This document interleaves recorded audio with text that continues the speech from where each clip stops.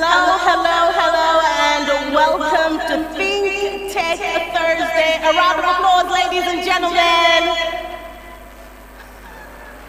Fantastic. Thank you so much once again for joining us. My name is Ben. Another Thursday with you. Our last Thursday of every month, and we're back again talking technology, speaking innovation, looking into the future with hope, because of the bright minds and the bright ideas that Malawi has to bring to the table. Today is especially special because I am on the 3rd floor, and some of you are on the 4th floor, and others are at home watching us, or maybe at work or somewhere. But we welcome you and we thank you for joining us for our official launch of the Sparc Innovation Space. The Sparc Innovation Space is a special program that has been put up, of course, by Sparc Systems, and it is hosted here at the Sparc Systems, or shall I say Sparc Complex.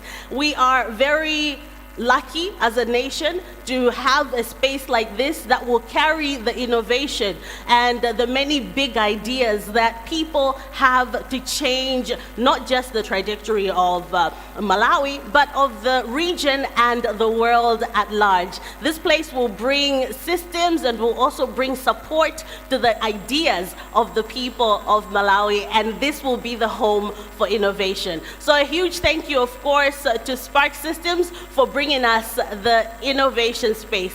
This innovation space is the Wisely Center for Excellence. I'd quickly like to say that this is the 3rd floor, as I already mentioned, and this is what we will be launching today. So I'll give you a sneak peek, because very soon we will be down here cutting the ribbon to open officially the Wisely Center for Excellence. Thank you so very much for the work that you're doing, Sparc. And outside that, allow me to also welcome a number of people that are in the room with us today. And joining us, our guest of honor, and that is the Minister of Industrialization, Business, Trade and Tourism, Honorable Itaye. Thank you for joining us. And we also welcome the PS of the Ministry. We also welcome Dr. Wisely, who is our lead, and we also welcome our host. We welcome the Deputy Reserve Bank Governor, Dr. Simwaka, and Vincent Kumwenda, who is the lead for this very initiative. Thank you to each and every one of you for joining us once again. On that note, allow me to invite up to the podium Mr. Tase Piri, who's going to give us a few remarks, and he is going to kick things off for us. Please give him a round of applause.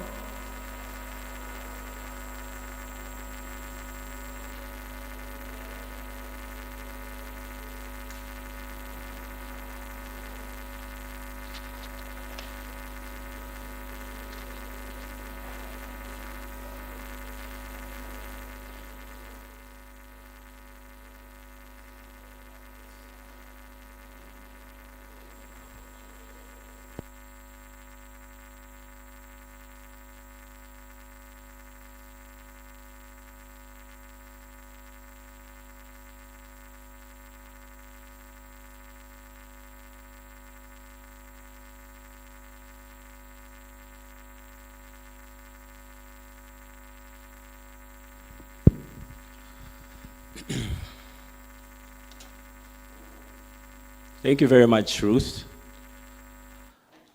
Our guest of honor, Honorable Minister of Business, Industrialization, Trade and Tourism, Honorable Itaye, all of our senior government delegates, all protocols observed. Good afternoon, ladies and gentlemen.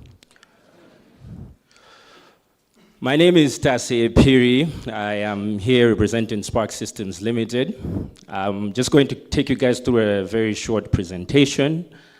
And what I'm focusing on this presentation this morning, as we're about to put it on the screen here, is Sparc Systems Limited, the services we have to offer.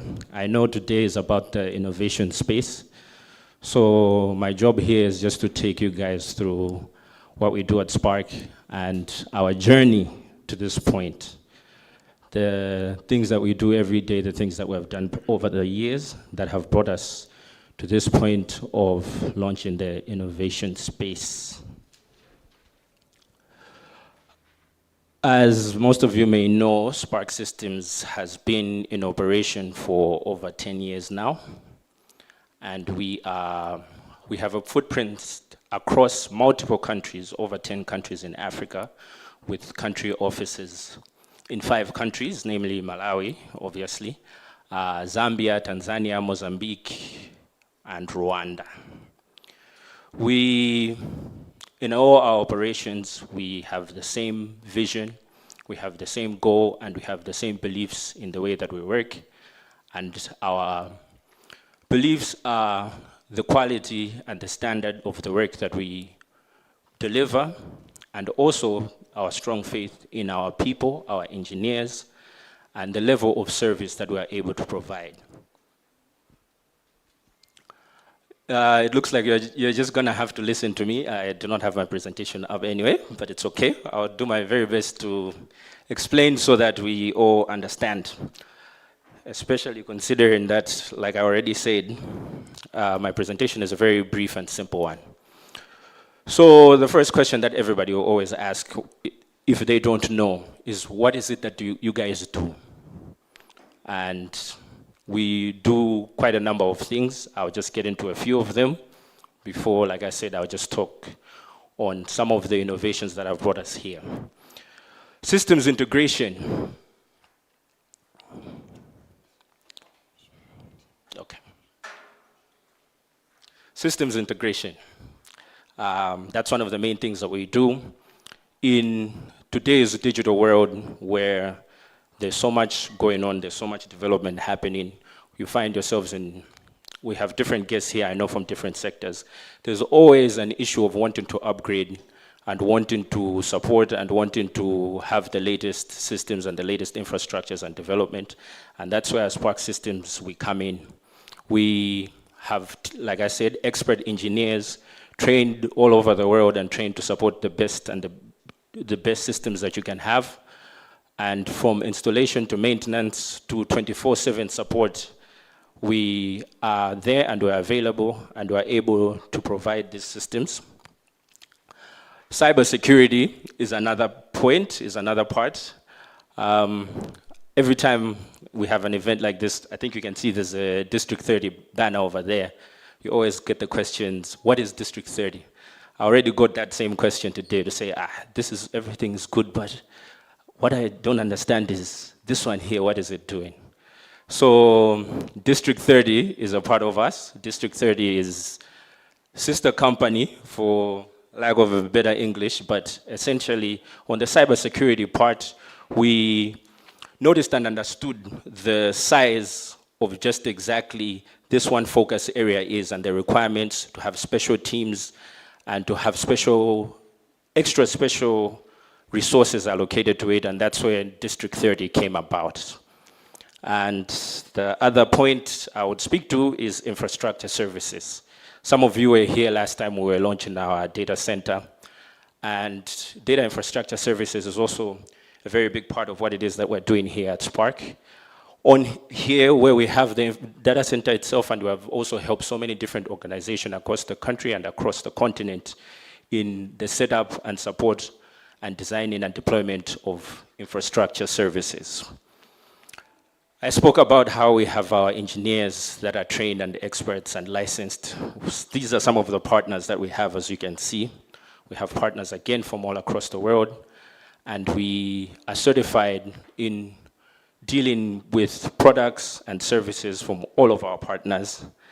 And the list goes on and on and on. If you go to our website, if you come and you are talking to some of our engineers or some of our sales teams, you'll find to see that as many partners as you can think of, we have worked with them at some point, and the solutions we're able to provide here at Sparc.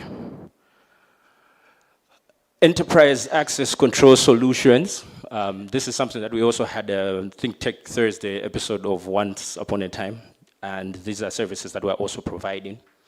Essentially, if you walk into the building, I don't know today, maybe because we have an event, but not everybody is able to get in not everybody is able to access every single area, and this is just what is encompassed by the phrase enterprise access control, where you centrally control the physical security, whether it's even digital, of who accesses what, who has access to what time they accessed it, so that you have an overview of exactly everything that's going on, allowing a centralized security control, which is what essentially what it is that enterprise access control refers to. We have these services in our own building, as I've given an example. There's other parts of the same building that even I myself am not able to go to because I have no business there. But it allows you to have proper centralized security. It reduces resources in the long run, instead of having maybe hired people or having to get locks where somebody can forget the lock at home. Every time a visitor is coming in or someone is coming in, they have to sign somewhere. We have these solutions that bring technology to the forefront and allow us to have tech and centralized control. So yeah, that was just a bit on some of the services that we are providing here at Sparc. I would also then want to touch on the theme for the day, which is innovations, and just speak on a few innovations that at Sparc we have done over the years we're implementing across the continent and introducing. Sparc Rack, it says you can have your own data center in a rack. I know we have guests that in one way or another have dealt with different sectors.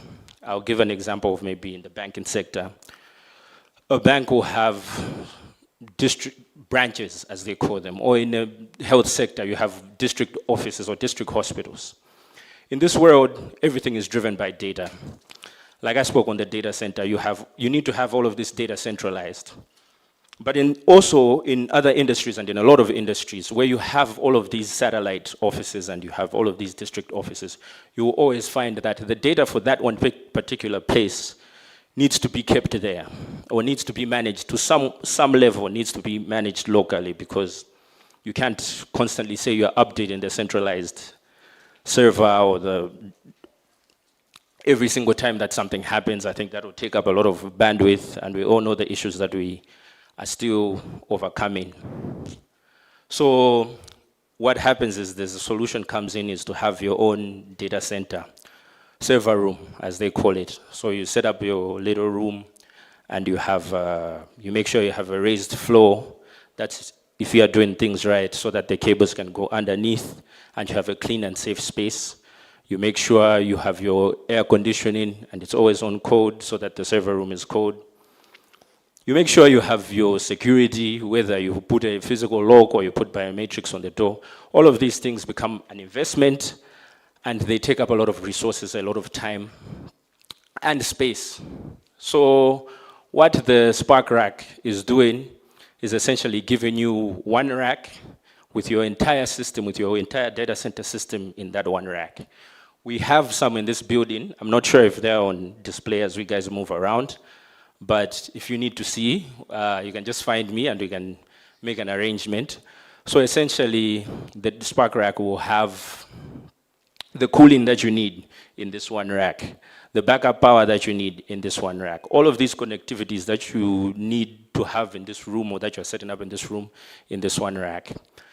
Biometrics, it's access control. Again, if you do not have access, you'll not be able to open the rack. The control panel is right then and there. It's something that you can put on wheels and drag around and keep it on your office. You do not require to set up, come and drill walls, to set up a new room and to do all of those things. So these are some of the innovations that we're doing. The next one is Sparc Force. Another question that I usually get asked, especially when we talk about Sparc and say, oh, we're operating in all of these countries, etc., is how do you do it? Or your MD, how does he manage? How are you looking after all of these things? I'm here to tell you guys the secret. His secret is, one of the secrets is Sparc Force. So essentially, Sparc Force is a tool, And it's not just a tool for monitoring, maybe let's say what people do or what your team is doing, but it takes the whole process. Whatever contracts you have, whatever tasks you may have, whatever collaboration is going on, everything is in one space. You are able to have reports as a business. For example, Sparc, we deal with a lot of clients. We have all of the information on our clients in the system. If your clients also come and looking up things or they want services from you, all of that is readily available in the system. The delivery level, how much you're servicing, how well or how quickly you are doing all of these things. This system is able to give you all of these things.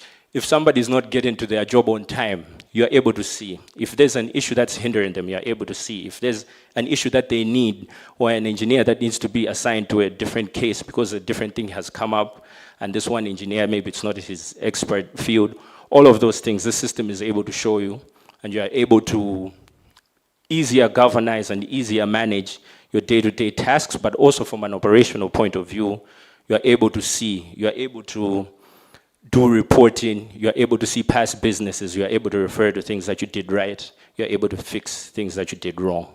I think that would be the best way in which I can explain what SparkForce is.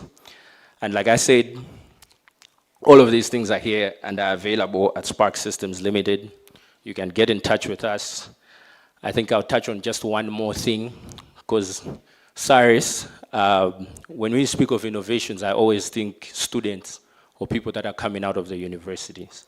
And this is one innovation that we deployed that manages registries, university and college registries, and all of the process and all of the record management processes that go through, but in a centralized system. Again, which is what innovations are supposed to do, to make work easier, to make work more accessible, and to make sure that we are as productive as we can be, and that is something that, again, Cyrus is doing.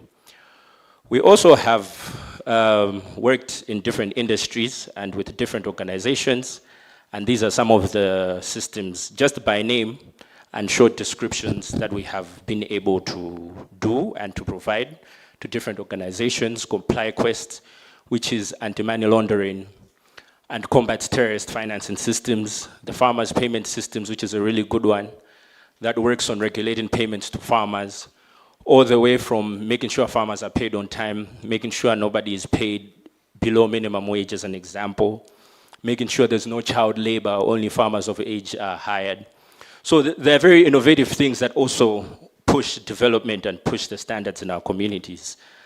Integrated project monitoring systems, which is, I know we have a system deployed in the construction industry. Sparc HR, I think that speaks for itself. Document management systems also speaks for itself, and Sparc CRM. So these are just some of the innovations that I decided to speak to you guys about. We have so many of our team members here, whether be it our engineers or the people that are on the business side, that if, as we begin to network, as we begin to speak, and you have a query, you have a question, aside from our contacts that are always available and come into the office, you can also come, talk to us. Let's see how we can also move forward together, and let's see how we can continue to innovate and to grow. So that brief presentation is all I had prepared for you this afternoon. I would like to thank you so much for being so attentive, and please enjoy the rest of the event. A round of applause for Mr. Piri, ladies and gentlemen. We can do better than that. Fantastic. Good to see you all, especially because when we were opening, I was elsewhere. But I'm so happy to be in the room with each and every one of you. Thank you so much once again for coming in and for being a part of what we are doing. And another thank you to Sparc System for the work that you're doing. As we continue on with our afternoon leading up to the big launch, I would like to see more smiles in the room.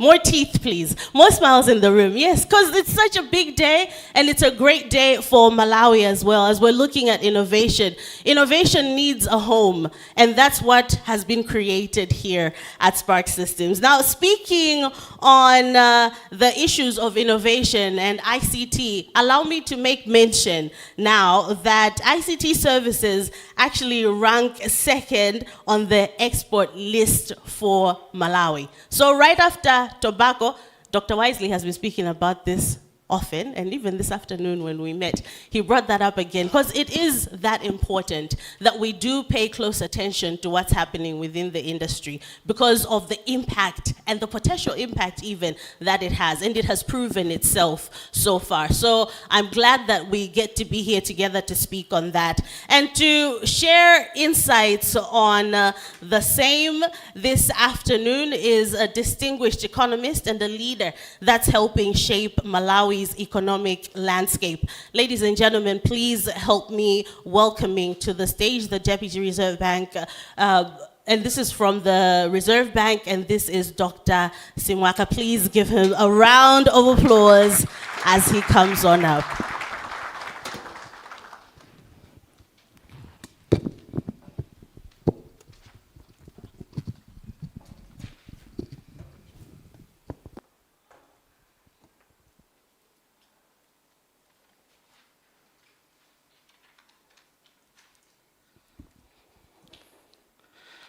Honorable Simon Itai, Honorable Minister of Industry, Trade, Business and Tourism,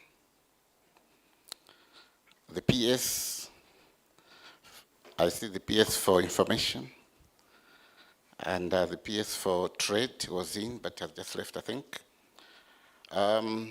Dr. Wisely Pili, Managing Director of Sparc Systems Limited,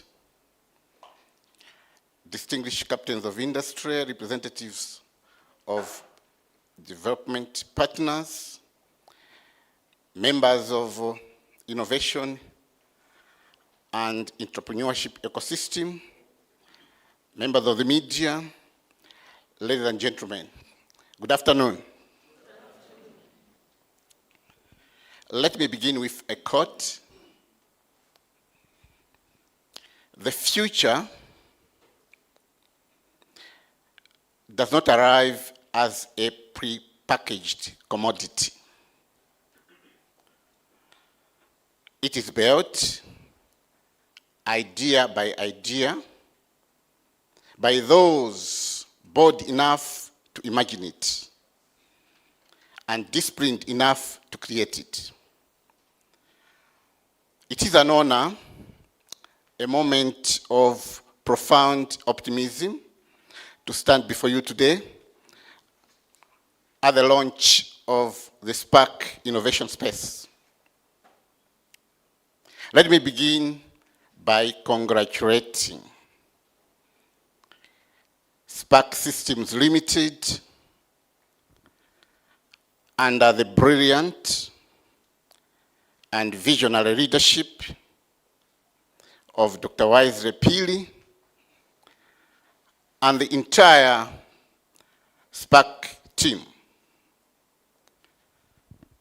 Today's launch is not just about opening of an innovation infrastructure. No. This is the opening of a massive gateway to endless possibility. This is a loud, clear statement that Malawi's economic destiny will not be engineered and driven from outside. It will be engineered and driven from within our own borders. Dr. Pili, your magnificent journey stands as a powerful statement and testament to a great truth. Greatness does not have to be imported from afar. True greatness is cultivated right here, in our own soil, by our own people. You are a blazing beacon of innovation, a champion of enterprise, and a towering and undeniable example of success for our brilliant young people. I acknowledge the government officials, our development partners, captain of the industry, and the brilliant innovators present in this room. Look at yourself in the room. Every single one of you holds a critical role to unlocking and building Malawi's dynamic innovation ecosystem. And that brings us to the ultimate burning question we must answer today. Why does innovation matter so much for Malawi today? Look around the world. The old economic foundations are cracking. Economies are being disrupted and reshaped at remarkable speed. In modern era, innovation is no longer optional. It is the absolute engine of national survival, growth, and global relevance. The facts speak for themselves. Globally, it is the young, agile startups that are creating the vast majority of new, high-paying jobs.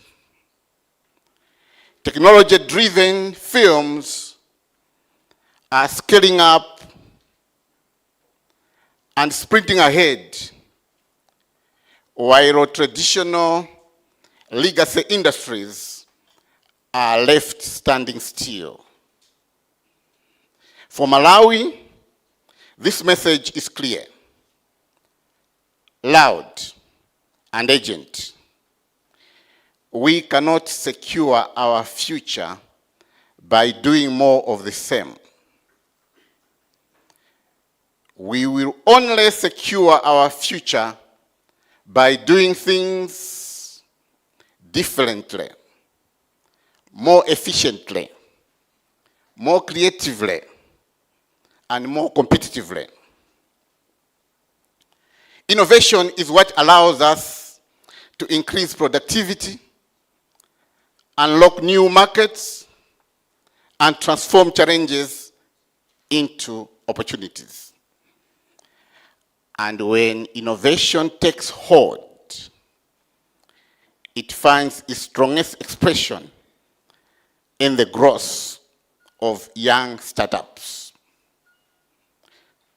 Distinguished ladies and gentlemen, let's speak honestly here. Let's look at the facts as they are. Malawi faces severe macroeconomic challenges,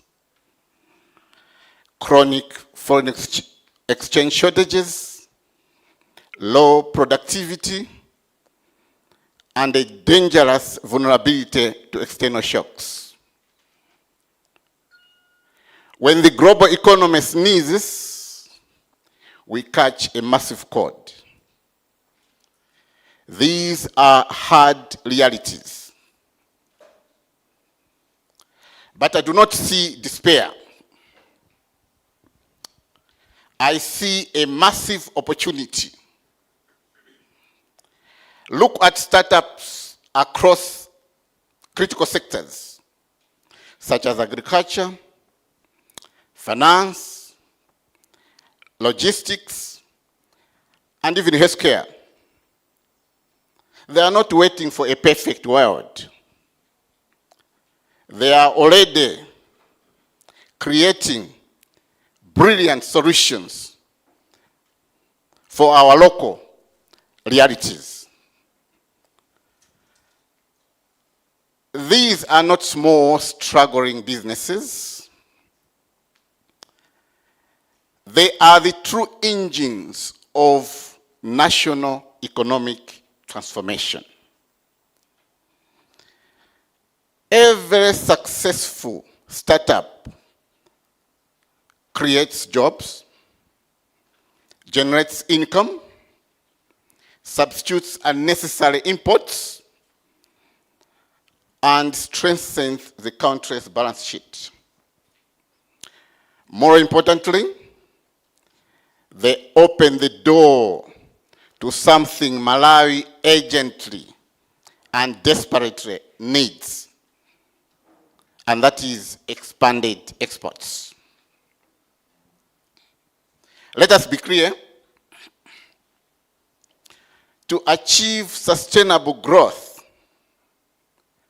Malawi must expand its exports and decisively build its foreign exchange reserves. For generations, we have relied on our traditional crops: tobacco, tea, and sugar. They are important, yes, but we cannot dig our way out of poverty using these old commodities alone. Look at the world today. The global economy is changing. The world is trading in ideas and knowledge. Think about it. A brilliant software developer sitting right here in Lilongwe can effortlessly serve corporate clients in London, Paris, or New York. The global economy is shifting rapidly towards a digital, knowledge-based export market. The trumpet has sounded. The future of exports is no longer just about shipping raw commodities out of our borders.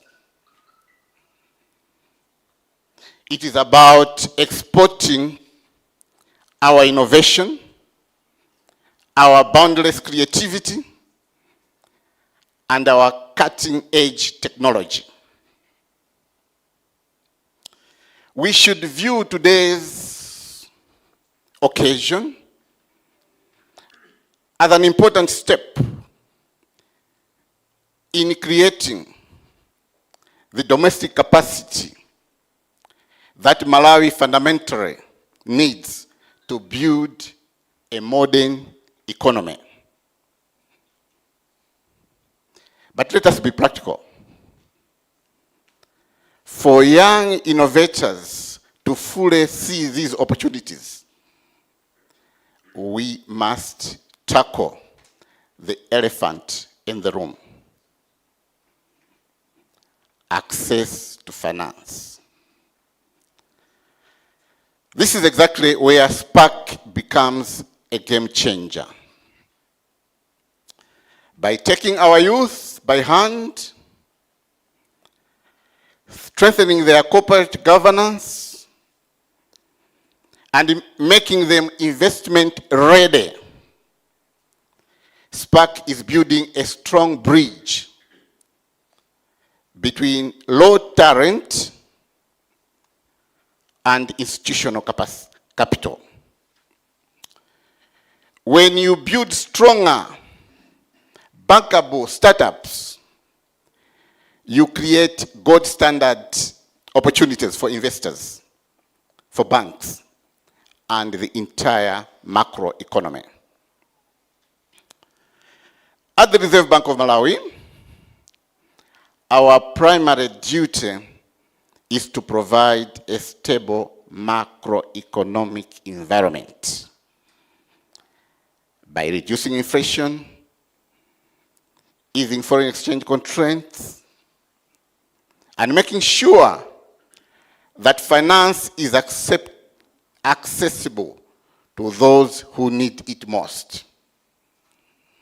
At the same time, we must recognize that the financial sector is undergoing a technological revolution. Malawi is experiencing a steady growth in digital payments and fintech innovation. A mother in a rural village can now receive money safely on her phone. These advances are expanding financial inclusion, lowering transaction costs, and bringing millions of our unbanked citizens into the formal economy.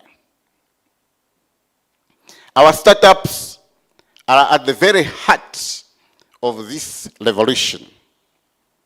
They are agile, they are bold, and they are uniquely capable of designing solutions that perfectly fit our local realities. The Reserve Bank of Malawi will passionately back this progress. Our regulatory stance is crystal clear. We will champion and support responsible innovation that drive economic growth while maintaining financial stability. But let us remember also that innovation cannot thrive in isolation. It requires a strong, tightly coordinated ecosystem, a grand alliance where everyone prays to win. Number one, the government must remove bureaucratic red tape that tire our entrepreneurs and create market-friendly policies.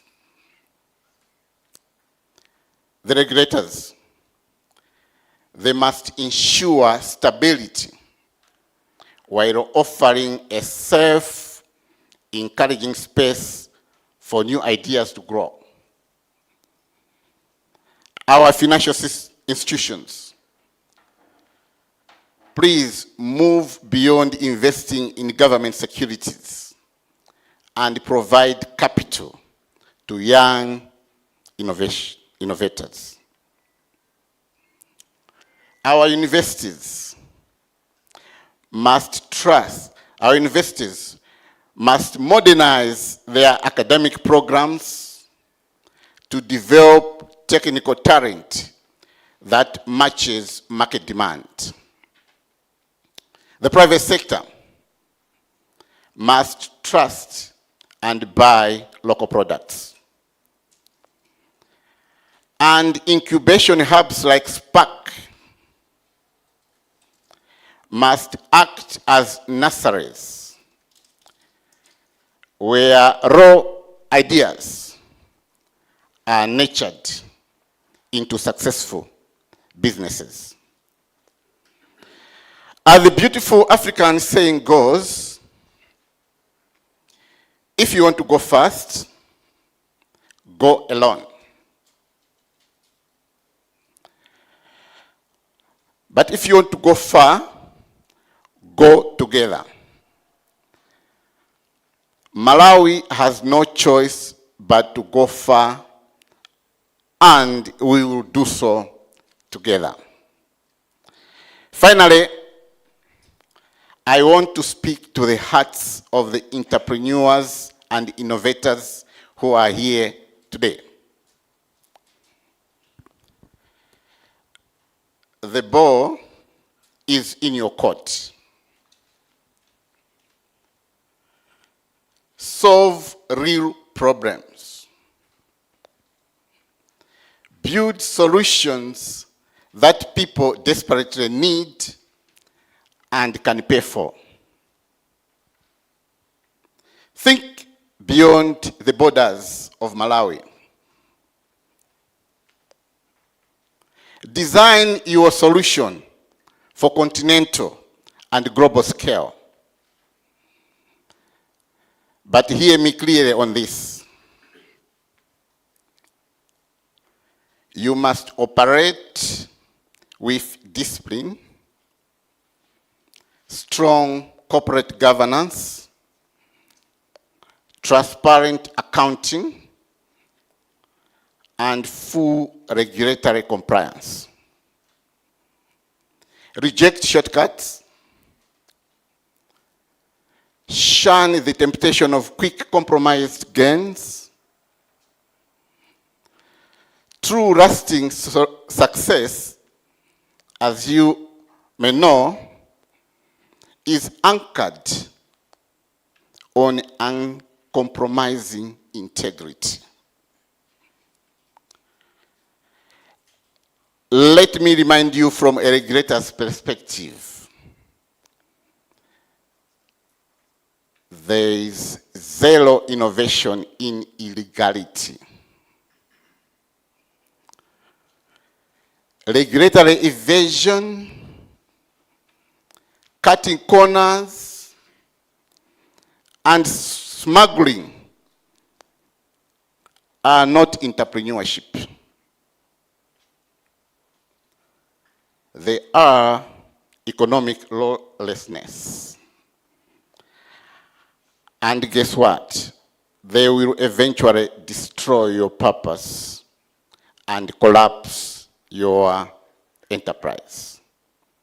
In closing, distinguished ladies and gentlemen, the Sparc innovation space is far more than an investment in technology infrastructure.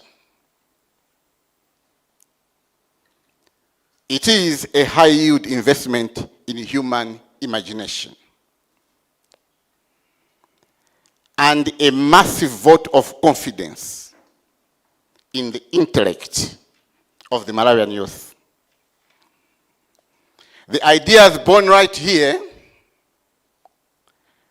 will create thousands of jobs, generate exports, attract investments, and transform industries. To our young innovators, this is your moment. The stage is set. Do not be afraid. Step into the arena with confidence. Build, create, lead. I have 100% confidence that Malawi has the talent, has the brain power, has the stamina, and has the determination to compete and win on the global scene. Let me leave you with this final fundamental economic truth.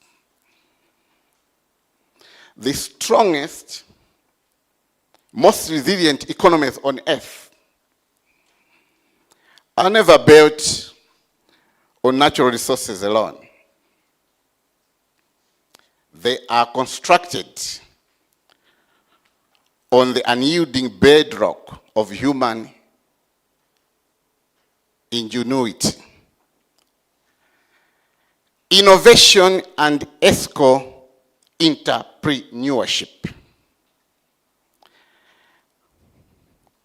By aggressively investing in the character and ideas of our young innovators today, we are securing the prosperity, the dignity, and the sovereignty of Malawi tomorrow. Thank you very much, and God bless you all.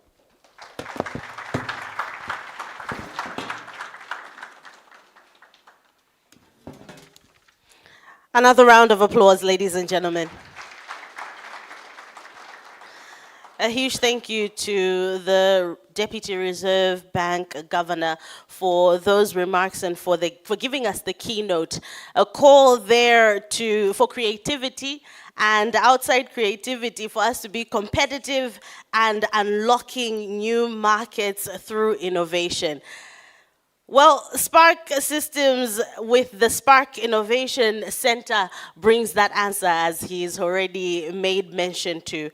And with that in mind, I would like to invite up to the podium for the vision for innovation and digital transformation, and that is the role of innovation in shaping Malawi's digital future. Please welcome the CEO and founder of Sparc Systems, Dr. Wisely Piri.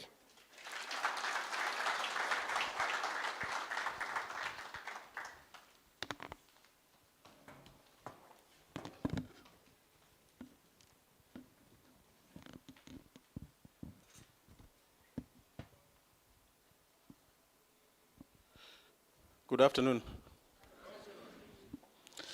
Let me recognize our Minister of Trade. Of course, the name goes and goes and goes, but I can end that Minister of Trade, Honorable Itai.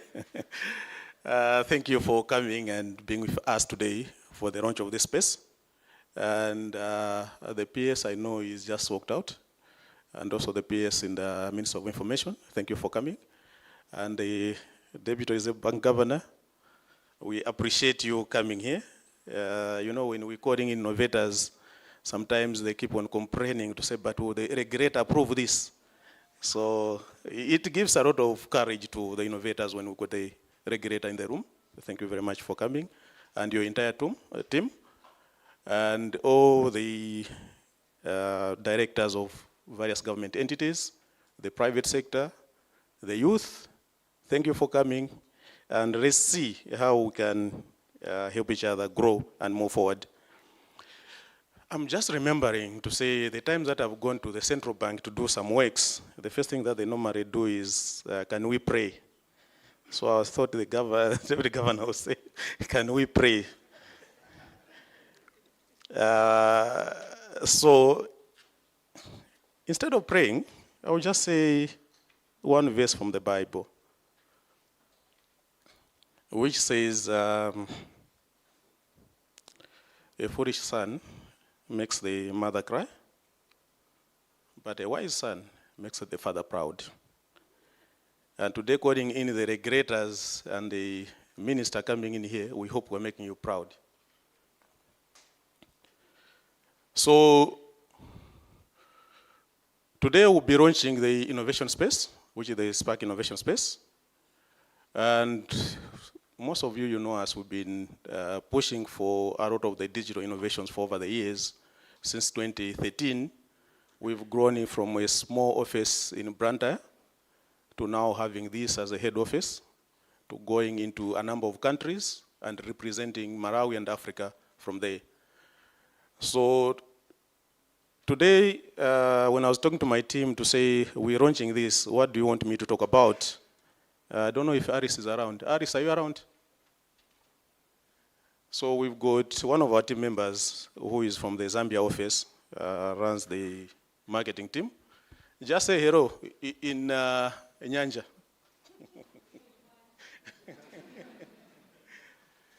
Yeah, so she told me to just come here, sit and smile. Then I told her I'm not gonna come here, sit and smile. I'm gonna come here and talk something about why today we're having what we're having. Why we're pushing in as Sparc, pushing this a lot of monies to help fellow innovators and move forward. You see, can I have my presentation? I hope it can come in. Will I be using this or? Okay.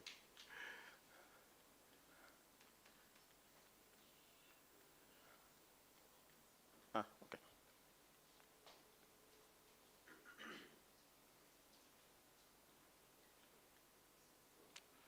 Somehow it doesn't want me to talk. Yeah, okay. So they always say in every country, there comes a generation that decides where we'll be spectators of the digital age or the builders. For us, we decided a long time ago to say we'll be building innovations from Malawi. And some of you that have gone to some of the presentations we have made, I always refer back and say, as a country, we got our independence in 1964. And again, Alice was telling me that she wants to decorate at the front of the building, putting there 62, because as a country we're 62 years.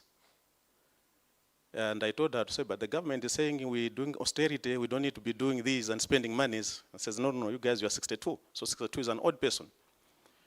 But we've got a vision of saying Vision 2063, not so. And at 63, we'll be 99 years. So you can see this is a hard rock. We reach at 63, it's 99 years. We've got no way, no option of us failing by the year 2063, but that would be 99. We can't go to 64 and say now we're 100, but tomorrow we've got a vision. At that point, we have to move forward. So some of us, like I said before, we grew up from far, we grew up in the villages, but you know, sometimes it just takes one person to move forward and should be able to help each other and move forward. So as Sparc, we've pushed to the level where we are, but now we're looking at the ecosystem. You can't always be there and be almost alone, for lack of a better word. Then tomorrow you start complaining and say, but this company is buying from outside, but they're receiving only one document. And government law says at least 3 quotes. So can we create an ecosystem whereby these innovations should be coming from Malawi? That is why we're looking at as Sparc. This vision started in 2013, and I'm happy to say we've actively helped on the economic growth for the country, creating jobs. And I think based on the last 2, I think like Thursdays, this is number 6, the last 3, I've had actually a number of questions from some companies, even from outside, to say, where are you getting these people? You can't have a technical person that is a reader, looking at people that are coming and presenting here. So we're already showing, we're creating a generation of readers from Sparc, people that can read, people that will be able to push forward in so many things. So we're saying, can we expand this to the others? So that's the direction that we would want to go as Sparc.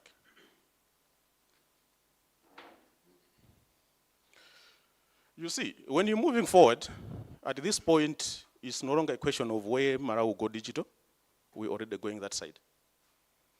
We've done a number, I think Tasi showed us some of the systems that we do.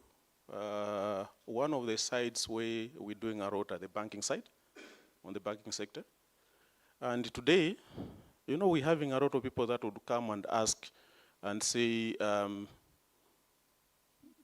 you help? At first, we're having people that would come to person near my units, especially in these Facebook inboxes. Eh? But no, you're laughing, you guys, maybe you're some of them. But, but as we move forward, I've noticed a pattern. For the past 2-3 years, people are coming and say, how did you do it? Can you help mentors? Okay, we're already doing this on our own, but maybe we're not reaching at the level where you guys have reached. Can we work together? But the problem that is there now, Malawi alone, you're talking about 21 million people. You can't mentor the whole 21 million people. Okay, and Sparc also, this is not already the Malawian brand, it's an African brand. So I started off the team to say, what if we can create a space that can dedicate at mentoring these people, whether it's incubation, whether it's acceleration, and we'll move forward. Because us, we've moved through the same issue that everyone is complaining about. You sit down, you're having people that are complaining, oh, Malawians are jealousy people, Africans are jealousy people. You have people that come complain, oh, the regulator is doing this, we did this innovation, but there was this issue. Okay? But some of us will move through those and will move forward. So we should be able to share the knowledges and say, how do we solve some of the issues that we had? That's what we're saying as Sparc. Can we move together? Can we help each other? Can we move forward? So that those that are coming behind us, they should not meet the same problem that we've had before. Again, when you go, for example, in the banking sector, so maybe the deputy governor will go and research on this. We've got to think about 9 registered financial institutions that are regulated. I'm removing some of the fintechs. If you check those, you find that on average, they are spending maybe about $3 million on licensing. Licensing, support, if you start adding those, you'll be talking about maybe $5 million. And those are the monies already as we're complaining as a country to say we don't have Forex. We've got all the brain power in here. But if we go to them, they will tell you, no, you guys, I don't think you're at this level, which again is fair to them. So we're saying, can we have strategies of saying, for example, in the next 2 years, what amount of this business can we have it remain here? And I'm very sure that thing can not be done by Sparc alone. So we've got that side of saying, maybe the support provision of these, can we have people that are doing these from Malawi? But then can we move further? And say, can we create, for example, the whole core banking system done by the innovators that we're having? That thing cannot be done by one person. You'll be talking about the core, you'll be talking about the digital banks, you'll be talking about the enterprise bus and all those. It can't be done by one company.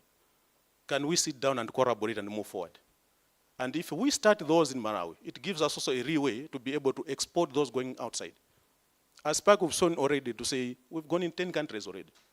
So if we are able to do these from Sparc, why can't we create in the next 10 years, maybe 5 Sparcs? That's the direction that we're looking as we move forward. So, I've got a nice slide for you guys. For the past few years, this is the report that comes from World Bank, IFC.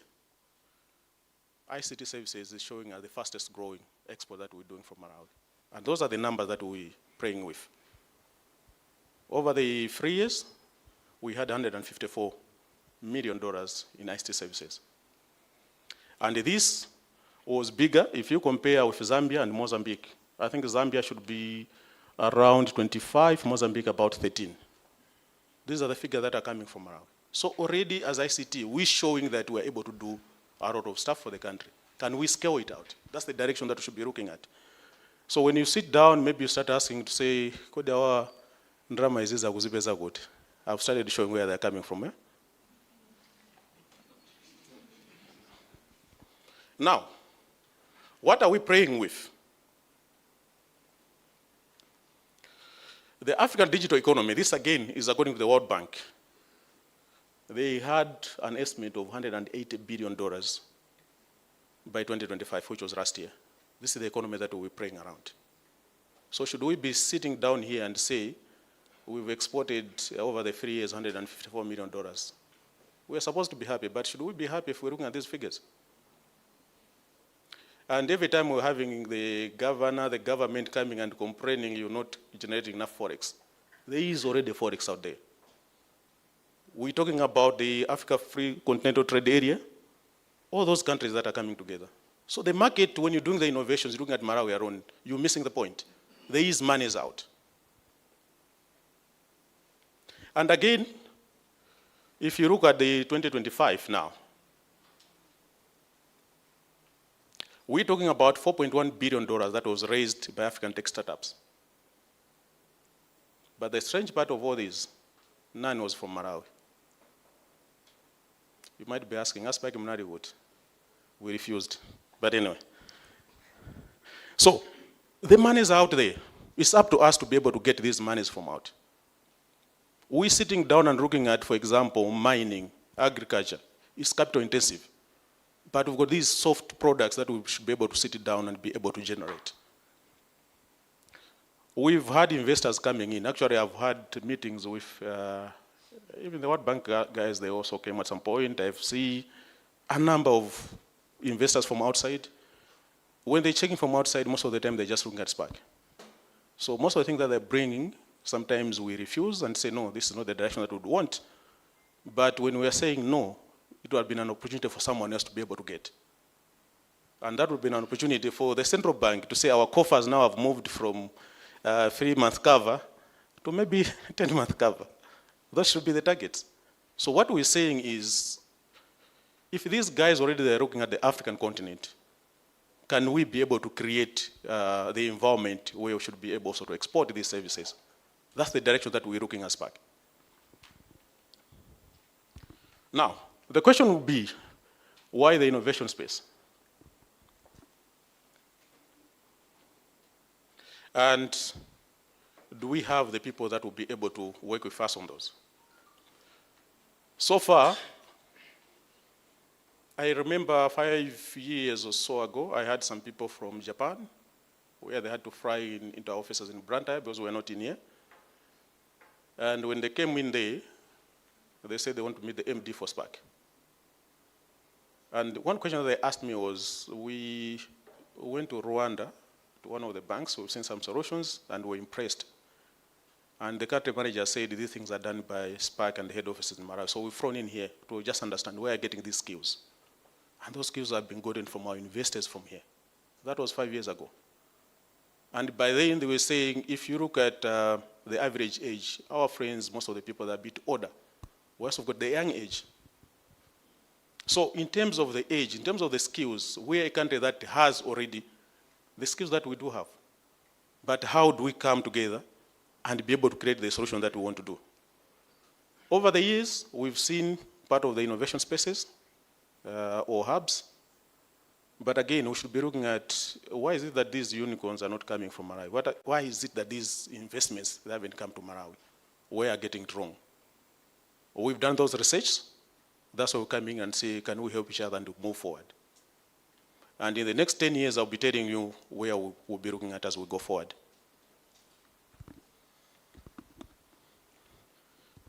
So, a bit of it.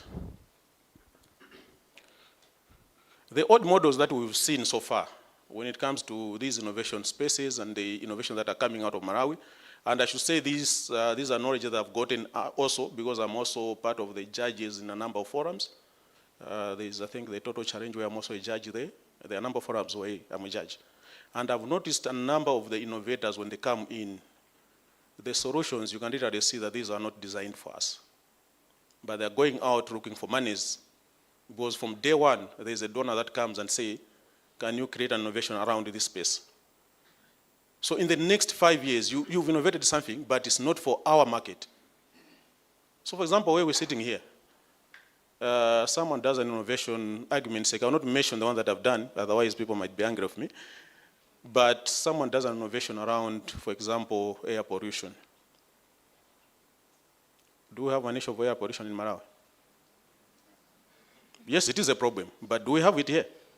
So in the next 5 years, if you don't find a market here, and that donor goes, you'll be complaining and saying, but we've done these innovations.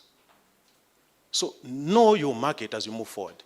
I've just given that as an example. We've noticed that a number of times when you go into this to become a judge, look at the innovation, brilliant, but which market in Malawi? And I always say Malawi is, when they say we're one of the poorest, actually it's an advantage because the solution that you do around Malawi, we're able to export to other countries. They're having the same problems. So what we're saying from the Sparc side, we're saying for us as a start, we'll push in monies, 100% private sector driven, and for you guys to be able to solve the problem that we're having in country. So I've already given you one of the examples to say the systems in the banks, most of them they're done from outside. Already you're having a market from there. But that's not only one of the issues that you might have. There are issues in agriculture, and so many other issues that you can solve from here.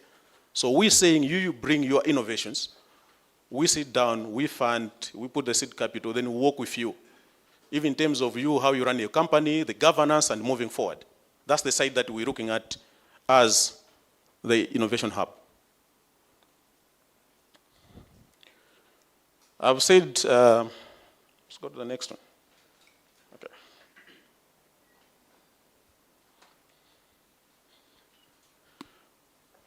So, what we'll be looking at is the two types of cohorts.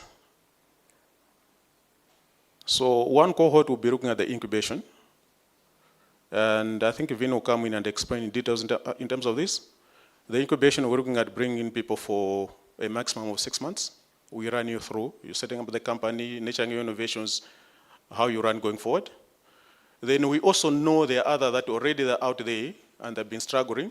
The guys that have been sending in the inboxes, not saying, and for my units. Those ones looking at the accelerations. So we've also set up for the accelerations. So in one cohort, we're looking at the incubation of up to 20 people or companies. And the acceleration, we're looking at up to 10. Incubation 6 months, acceleration 1 year. But now, what we'll be providing as a company? I should mention in here, Sparc has never been a charity. We're never a charity.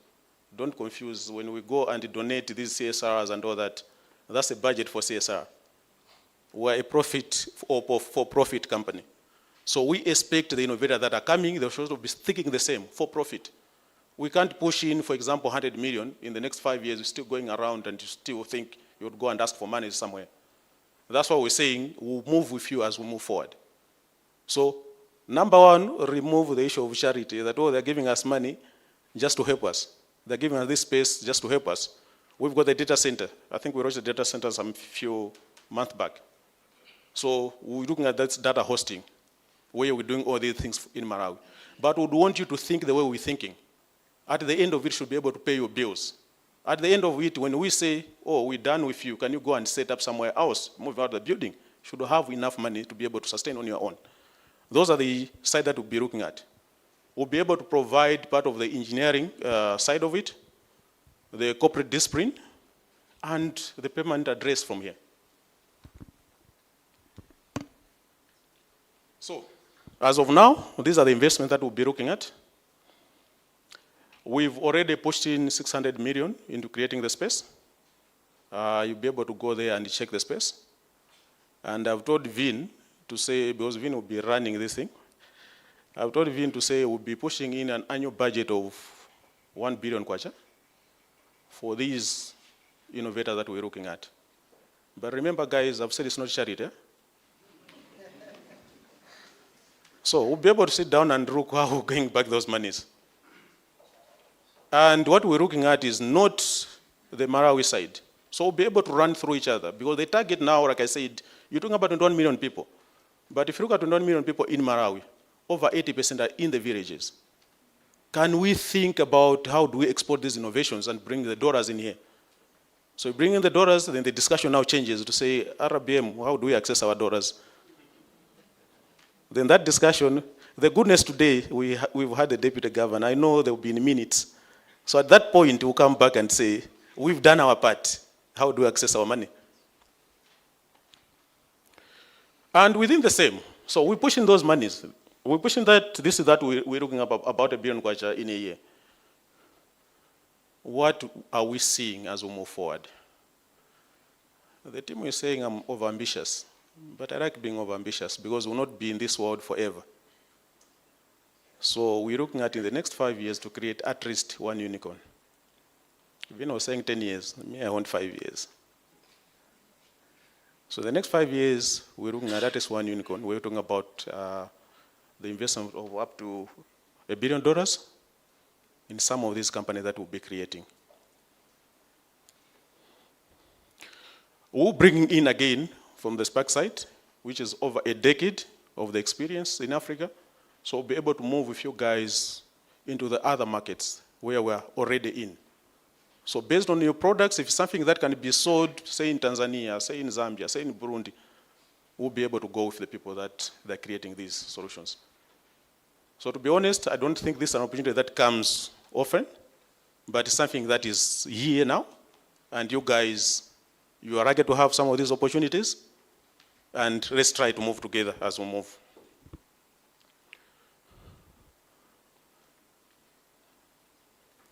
So, that's the success we're looking at. We'll be looking at the cohorts, the first cohorts from the first year going to the second year. So, this whole program is starting from 1st of July as we're moving forward. The operational team will be able to come and explain. I think Vin will be handling that. We're looking at in the next 3 years to have investable companies. So the companies that have already been coming to us and asking if they can invest in Sparc will be able to redirect to you because we would have prepared already the groundwork for those. We're already talking to some of the companies in the Silicon Valley already about the products from there, what they'll be looking at in the next 1-2 years. So whosoever will be working with. Now, guys, one thing that I should also think about, we're talking about 21 million people again. I'm going back to 9 million people. So there will be a lot of competition. Again, we're not a charity. We're doing a lot of money in. But from our side, what we can assure people is that we'll be able to push the markets where we're going and be able to move forward. That's why we're looking at the innovation space. Like I said, we're not looking at 10 years, within 5 years. That's the direction we're looking to say, can we create a unicorn? So,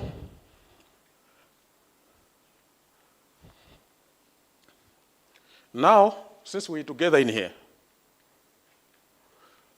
can you try to move? Yeah. Okay. Since we're together in here, there are some things that we should be able to sit down and have a discussion about. We'll be able to provide a platform for the innovators to be moved forward, to create the companies, the corporate governance, and be ready for the investments as we move forward. But there is a saying, don't ask me where it came from, it might have come from me, that you can't expect to be a crocodile in someone's country if you fail to be a lizard in your own country.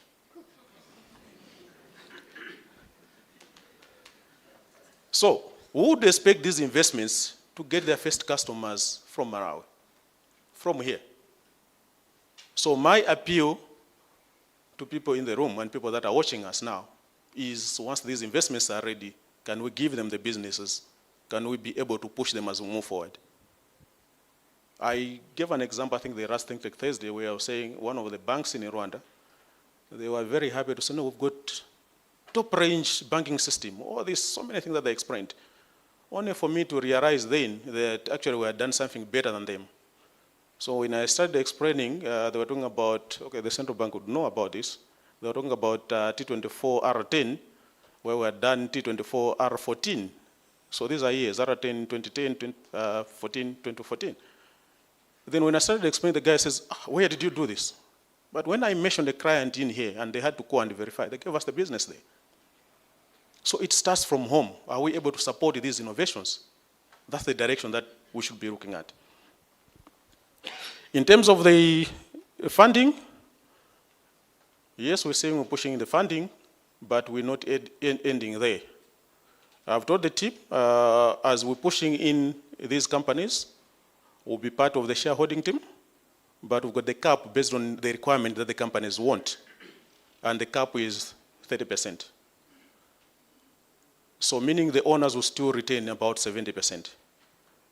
But should they need to have other investors in it, we're calling to the other investors that can come in so that jointly we work together moving forward. Yes, we have people that are leaders in here, but in the event that maybe we've got 100 companies, I don't think we'll have enough personnel to be able to guide these people. So we need others also to come in. Those are the directions that we're looking at. And for you team, the innovators, we're looking for you guys to apply. This system will be as open as possible. We're doing things online. There is nothing like Kurimbarewanga. People that are working at Sparc, they know. We as open as possible. We do things online. The evaluation is as clear. You'll not even see me there on the evaluating committee. And that's why we've been able to pick the cream, be able to work on this. So as you're applying, don't even say, oh, maybe I know that person. Maybe I should call someone. It doesn't work in here. We don't work that way. Then actually I'm happy that the Deputy Governor talked about the government, the policy makers. So we start with the regulator before we go to government. Yeah, so we've seen a number of innovations over the years. I think the regulation is coming a bit better nowadays. Before, we've seen people that would create an innovation and get arrested the next day. I haven't seen that of late. I think there's a bit of guidance from the regulator where they'll be able to see. It might not be Reserve Bank, it might be MACRA, it might be the other regulators, where now they're able to sit down and guide you to say, you've jumped here, can you correct it? So those changes, I think that's something that as my innovators, we're happy about. I think we should be able to collaborate and be able to move forward together. From the government side, one thing that I always cry about are the taxes. When I cry about the taxes, it doesn't mean that you should not pay the taxes, but maybe how they're done. Other countries are done a bit differently. I know where you're coming from, we didn't have a national ID, so people would run away from the taxes. Nowadays, if you run away, they can just make sure that your ID doesn't get recognized, or then you cannot even access your funds. So government is more powerful nowadays. So because government is more powerful, maybe we should look at things differently. For example, if you're having innovators, they create a software solution. So let's have innovator A versus Sparc. Within that solution, there will be VAT that they will charge. And as they send the quote, they win the deal. The companies will end up deducting withholding on software, I think it's 20%. While for Sparc, you're not deducted 20% because we've got the exemption, because we've been there for years. So it means now I've got an advantage. While this innovator is a new one, actually we're supposed to favor him than the companies that have been there for years. So I've had this discussion with others, but the aim is, I know people run away. But maybe nowadays we've got national IDs and government is more powerful. We can look at it in reverse to say if you haven't paid for a year or so, then penalize him rather than penalize because you think everyone else is guilty. So I think those would be some of the discussions that we'll be having as we move forward. So running this will not be me. But I just want to introduce a team that you can make give them a bit of headache. Because a lot of people want to be giving me a headache because they know wisely. So of course we've got Chikondi, who is the technical director for the Sparc group. Maybe just, yeah. And the person that will be running this, the project lead, is Vincent Kumwenda. Can you just stand up? Some of you might have known him from other avenues, but for now he's Sparc. We've got Yamikani, who is the investment officer. I don't know if you're around. Yeah, just stand up. So he should be able to guide you in terms of the investments and how to relate to the investor that will be coming in. We're already giving you the skills that ideally you'll be paying somewhere else. But things sometimes go wrong, right? That's why we've got the legal advisor. Megan, you can just stand up.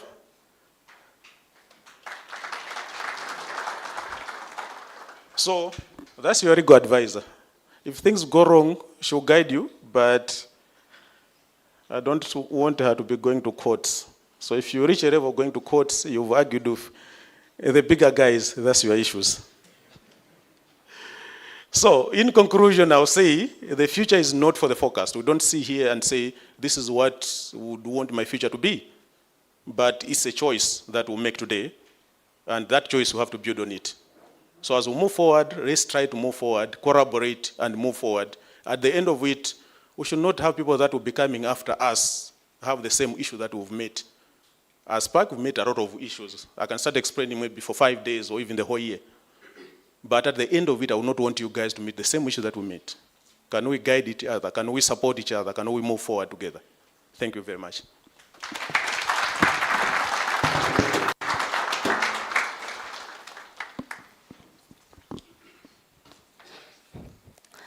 Thank you, Dr. Wisely. Another round of applause, ladies and gentlemen.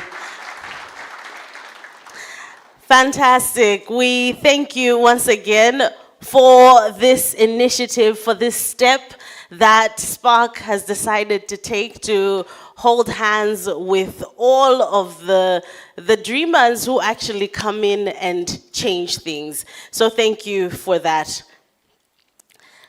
Something that the Deputy Governor said there was that greatness does not have to be imported, which is what we're working on now, making sure that they have roots here and that the springboard is good enough to send them off.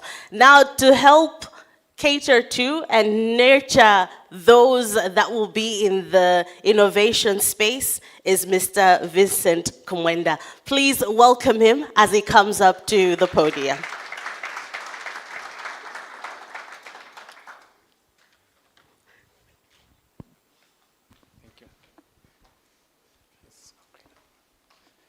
Thanks, Ruth. Should my pressure increase or I can handle it? No, I can handle it. Don't worry. I'll start with playing a video, but before that, I should do the salutations to the Honorable Minister for gracing this occasion. The Deputy Reserve Bank Governor, we also have the PS and all the dignitaries here. It's good to see you and to see that you're supporting this new baby that is coming up in the space. I know we've done a lot of presentations, but I need to play a video first. We've talked a lot about the space, what we're doing and all that, but let me show you what we are doing.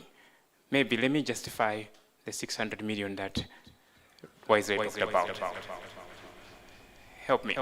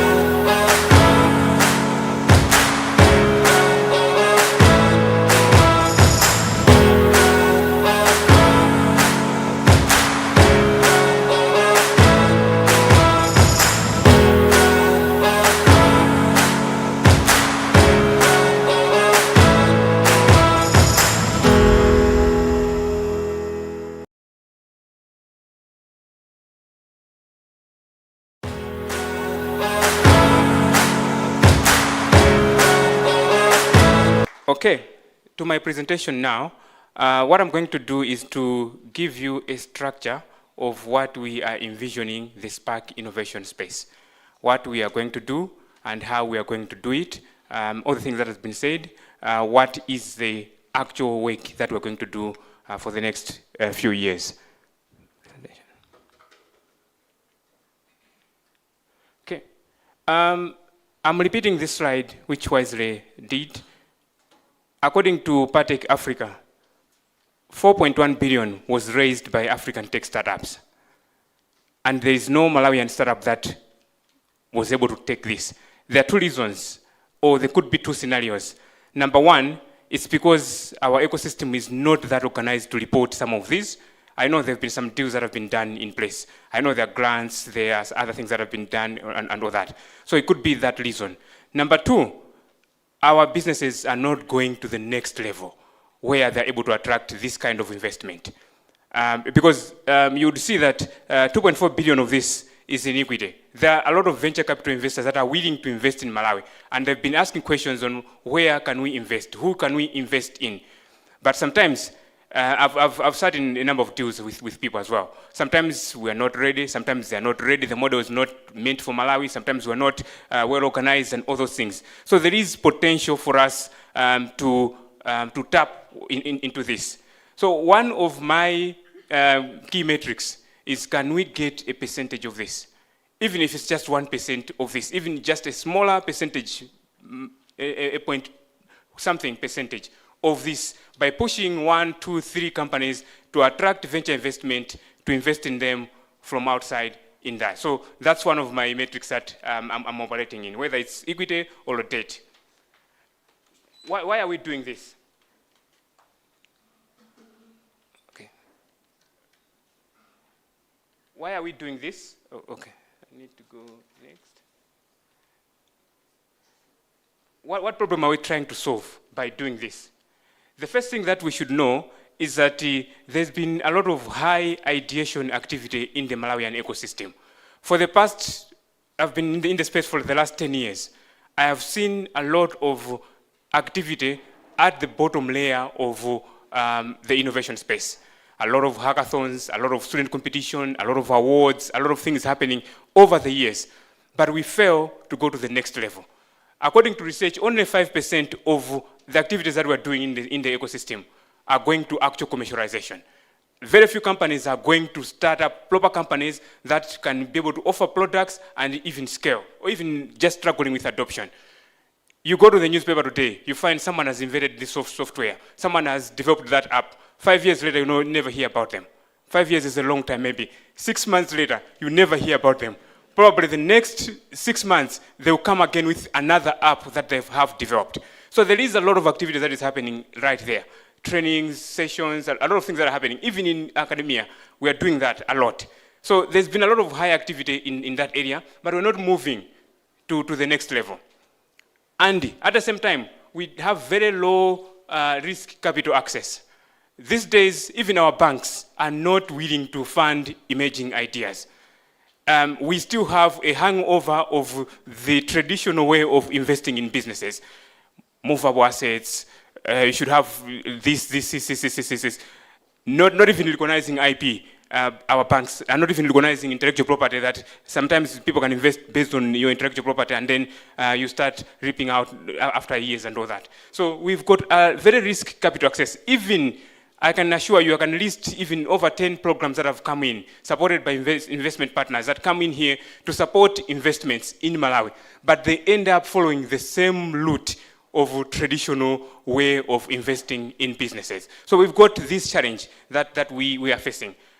So our capital, there is money actually. I can assure you there is money to invest in businesses here. But what kind of businesses? There is a bit of misalignment in terms of the structure, in terms of our business capabilities, and how to access this risk capital that is there. So why do most Malawian ideas never reach the market? Why are we struggling? Number one, a lot of people are struggling to find a professional workspace. Where do they work from when they're doing business? Where are they operating from? Most of them are operating from bedrooms, cafes. You can't meet an investor in your bedroom. You can't meet an investor at a football park. People are struggling to find like a proper, decent, corporate-ready space where they can meet an investor, have a meeting, discuss, make a presentation, argue, and then they close the deal, and off the investor goes. No professional workspace. No technical backbone. A lot of our solutions are running on free tier models. Today we just find cloud, very simple cloud. We launch. The next day we are live, and it's even worse with AI now. I can develop an app in 15 minutes. It's up live. A reporter doesn't understand what I'm talking about. They quote, "I've invented this thing." I'm an overnight celebrity. No technical backbone, no cloud, no sandboxing, no security baseline. A lot of MVPs are built on free tiers and break the day without touching even real users. They'll go around with an innovation without even someone testing it or using it. No path to investors. It's not easy. There are a few people that are working to drive like investment readiness for emerging entrepreneurs, but it's very tough for people to develop like proper structures around their business in terms of corporate governance, in terms of product development, in terms of marketing, in terms of even just team building, even actual financial management, handling the actual cash. A lot of people are struggling. And there is even a struggle in Malawi where we don't work as partners.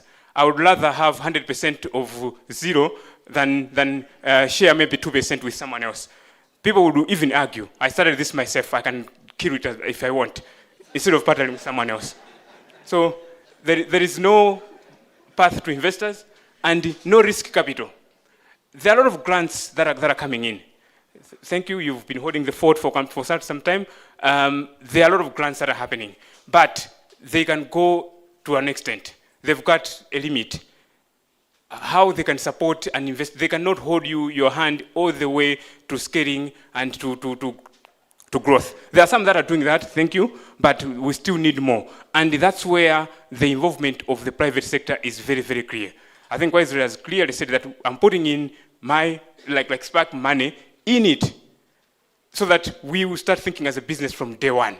We're not thinking about moving from one grant. There are people that I can even mention names, that have been hopping from one grant to the next grant. You see them at this innovation challenge, the same solution. 3 years later, they're coming and pitching the same solution in 3 years. And you ask them, what has happened with the money that you won last time? What traction have you made? So, no risk capital. Moving on. Okay. So what are we offering? We've built a facility that literally speaks to the founders. What are we offering? We've got 10 fully furnished offices we're going to show you today for acceleration. So all the companies that we are hosting here, that's why we're starting with the number 10. Each company will get an office space here, the ones that we're getting through the challenge. They will operate from here 24/7 with their team, and we're going to provide support for them here. You can clap hands. I heard that. So that's for the acceleration access. I'll show you when going around. We are also offering what we're calling an incubation island.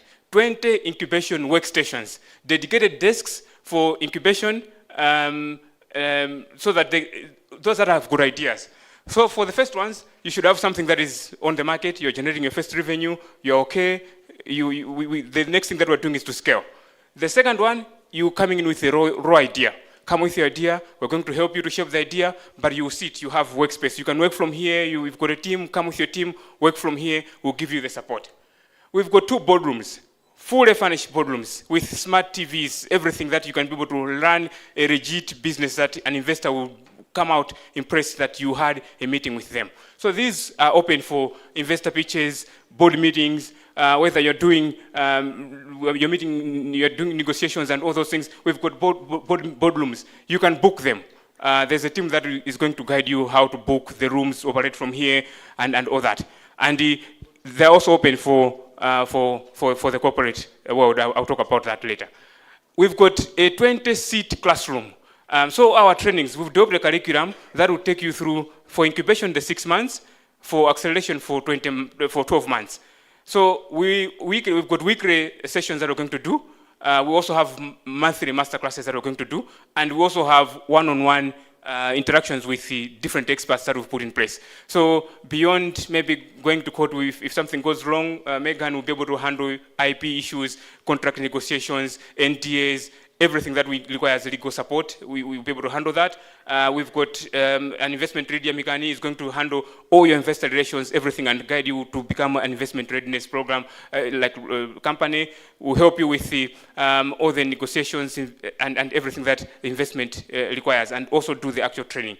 We've got 4 staff offices where we're operating from, and we've got 24/7 access to security. This place is very secure. We've got backup power. We've got everything. So we are still negotiating that we can work overnight. I know some of us would rather spend a night here, but for now we're limited to 5 o'clock. But we are working towards that so that we can work overnight here. We know with startup culture we need to work all the time. To 10 p.m. Yeah. So we also have, and this is now the killer patch that we do have. The 10 years that Sparc, over 10 years that Sparc has been building, we are tapping into that, their digital infrastructure. No more free tiers, no more running away from sandboxes and all that. We will use our digital infrastructure to use you to run your systems there, grow them, and scale properly. So we're going to provide cloud hosting. We've got very good capacity, like production grade capacity, for you to run your systems right here with the support of the Sparc engineering team. They'll help you with how to set up. What happens when you have a pitch and you go to Reserve Bank of Malawi, you meet the technical guys there, they tell you that this is how we configure our systems and all that. You've never heard that. You've never seen like a proper setup system before. So we'll help you to navigate through those spaces right here. We are providing sandboxes, whether for testing, development. We have the environments here. Automated deploy or building pipelines, source control you'll be able to ship very fast from here with our support to move from there. And cybersecurity and secure storage, we've got District 30, which is very, very experienced in cybersecurity. They will help you with proof testing your systems and considerations of every other areas, including privacy and other areas that you need to know about different systems. And then the engineering support that I was talking about is here. we, don't let me down, I was doing well. Okay, so this is how we're going to run our programs. Wow, okay. So we've got the incubation program and the acceleration program. We've got 2 tracks. The first track for founders with dedicated concepts and clear problem statements. So we are moving a step a little bit, not just an idea, but you should have done something to your idea. At least done some research, spoke to some people, tried a few things. So don't just come and say, I want to build a brain. No. Tell us, what have you done to start building a brain? So for founders, defined concepts and clear problem statements, idea validation, you've done some validation and all that, and then you've built, if you are able to build what is called a minimum viable product, at least something that resembles what you want to build at the end of the day. So we'll do that, and then you should have at least one founder who is full-time. So we are giving you access to this space. You can come anytime. So we want someone who is full-time and willing to work on your idea right here with our support. And then we are targeting for profit mindset, and they should be Malawian registered. This is not for non-profits, civil society, or any other charitable areas. Unless maybe you're doing something that is really coming to for profit at the end of the day. So for profit mindset and Malawian registered. For acceleration, you should have a product and market traction. It doesn't matter how many years it's been running. At least you've generated your first revenue. You've spoken to a customer before and they're willing to pay.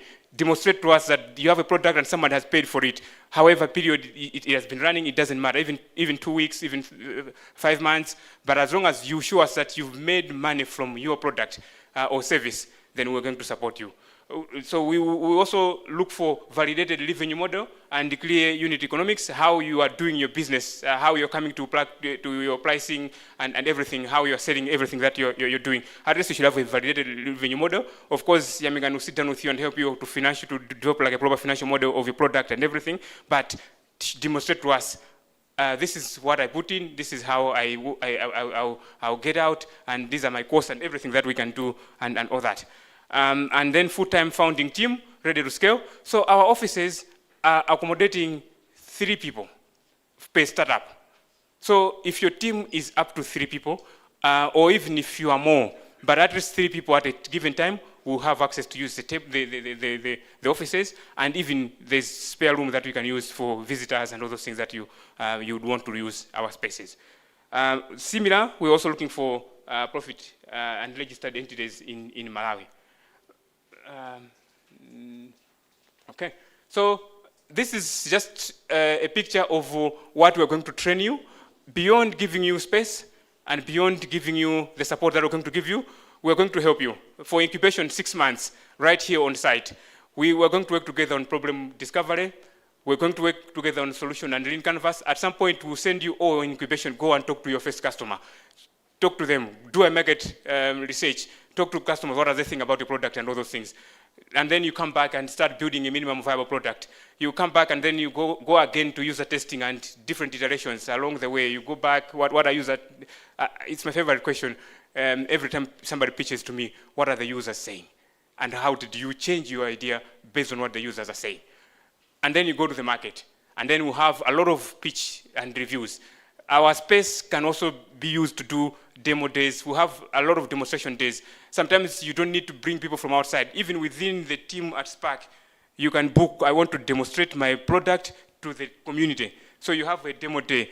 We gather everyone in one room, and then we do our demos. They give you feedback, and then you go out before you even meet other people outside. So the community will be your like backing community for that. For acceleration, the 12 months, we are going to do diagnostics and growth assesses. So we're going to look at your product, where do you stand now in terms of product development, operations, and then the 12 months, we're going to agree on within the space of 12 months, what are the metrics that you want to achieve? What will growth look like for you in the 12 months? Then we'll start building the company. The first thing that we're building is corporate governance. A lot of you don't even have like proper structures, registration, like shareholding agreements, NTAs.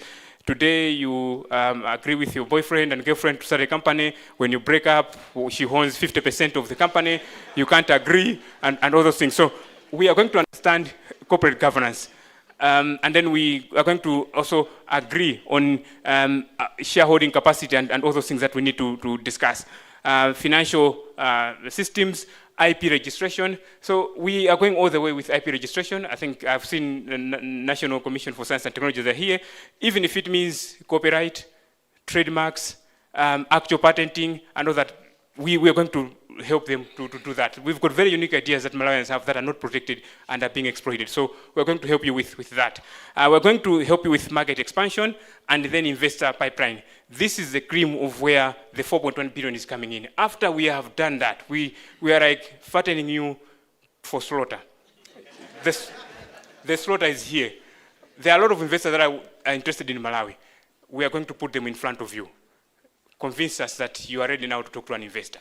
So by the end of 12 months, you have a clean cap table with proper founder agreements, audited financials or management accounts. You've got a registered IP, whether it's trademarks, copyrights, or just patent itself. You've got a board with independent directors and proper governance structure within your company. We have also done a few warm intros to international, regional, and even local international investors, local investors. How much are we putting in the company, in each company? So we've got our check size is between 5 million kwacha to 100 million kwacha per company. This is determined by the stage at which the company is, the traction that they have achieved, and this money is separate from the workspace that we're operating. But if we combine all the digital infrastructure, the workspace, our check size is even more than that in what we're doing. But it's totally dependent on the capacity of the company. So the 1 billion kwacha that is talking about is broken down into that. That's where now we will see who gets what amount from especially the 10 companies. The 20, because the ideas, there's a way that we're also navigating around that. But for the acceleration, and we are taking up to 30% equity in that company. We'll discuss. We'll sit down and discuss. We'll become a shareholder. We fail together. We win together. We raise $1 million, we are your shareholders. Our 30% grows as well. So this is what we're thinking in terms of investing in the company. And more importantly, we are packaging you for the next investor. It's not ending here. Like I was saying, we are packaging you for slaughter as a business. With corporate governance, with proper financial management, with proper IP legal, and we are running what we're calling an investment data room, it will push us further. So that's what we're doing. I'm coming towards the end. We're not ending with just these 30 companies that we're investing. We know that the ecosystem has been longing for a place like this for years. So we are giving you this space. This is what we're going to do. We can co-create with you. You're coming from a company, you want to run what are called hackathons, we work together with you. We sit down with our capacity, with our investments, with everything. We can do sector challenges, whether it's fintech, agri-tech, in climate, in health tech. We will work with you to make sure that we can be able to develop hackathons together. We'll have a lot of demo days. This place will be full of activities that are for community, but also outside. We will invite you to come and see what we're launching. Pitch days, demo days, showcases. We invite investors, corporates to come here. We'll do a lot of product launches. Once we know that this product is ready for the market, we'll have a space where we'll do a product launch and invite people to see your product and the potential market and even investors. And then, more importantly, there will be policy discussions around this.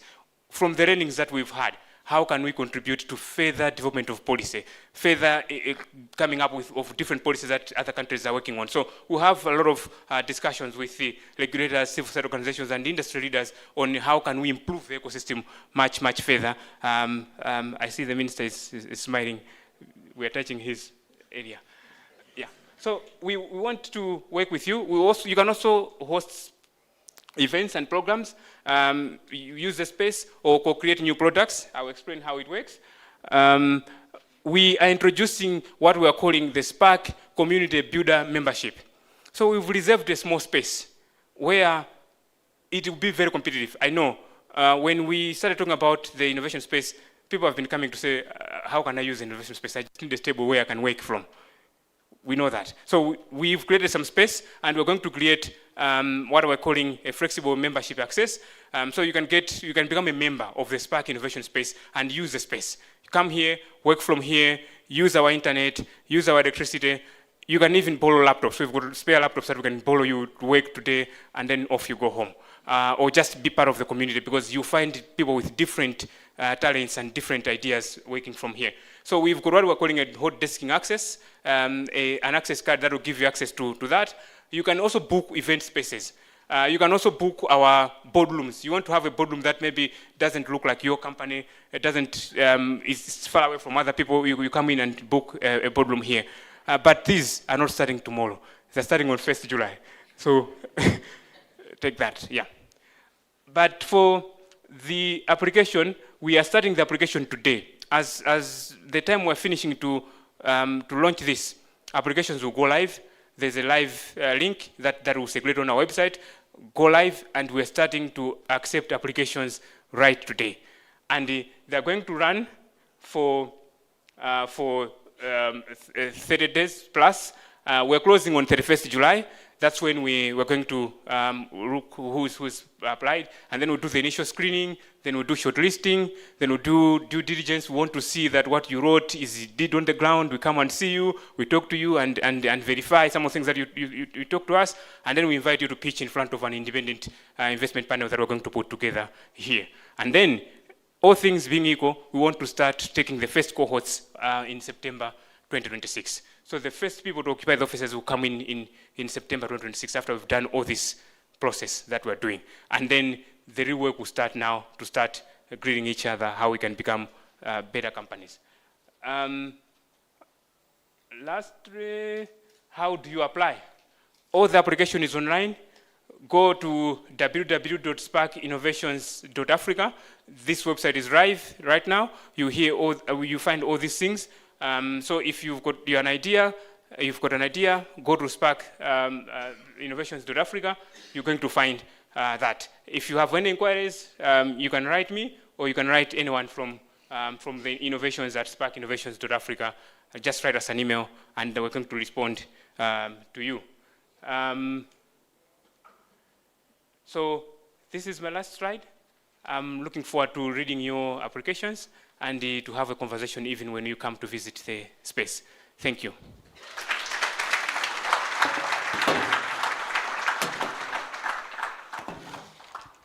Thank you, Vincent.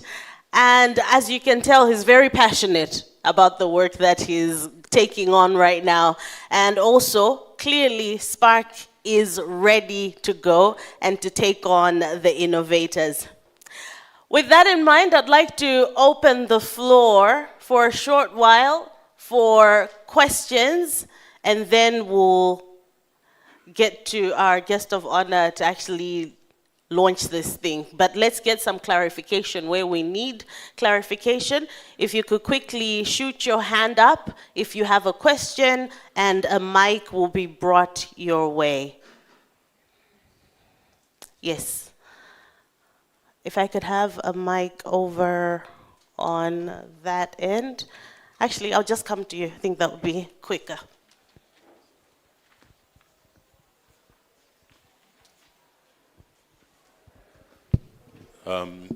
Thank you, Sparc Systems, I think, for the opportunity that you presented before Malawi today.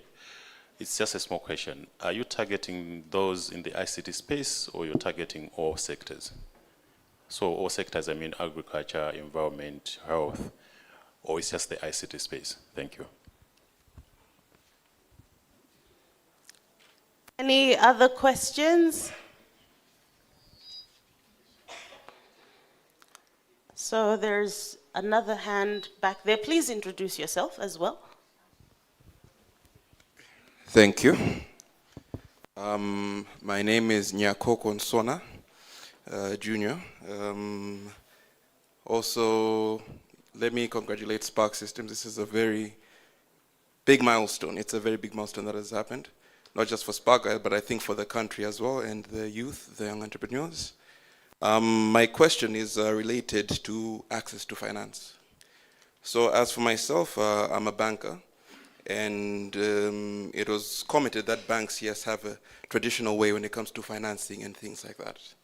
And that's mainly due because banks need to protect the depositors' funds, because that's what's being used as money for financing these institutions. And startups are considered as high-risk institutions. So would Sparc be willing to become some sort of guarantor and enter into partnerships with financial institutions as a guarantor, or to have a risk-sharing approach with financial institutions? So that is my question. Thank you. Thank you. Do you have the mic back there? No? Okay. Thank you so much, Mr. Wisely. My name is Ekari Faria, so I'm the founder of Sparc. My question is going towards the shareholding investment side. So when you become a shareholder of a startup company, would there be a time whereby the company can buy back their shares after growth? Something like that. Or you'll be together forever.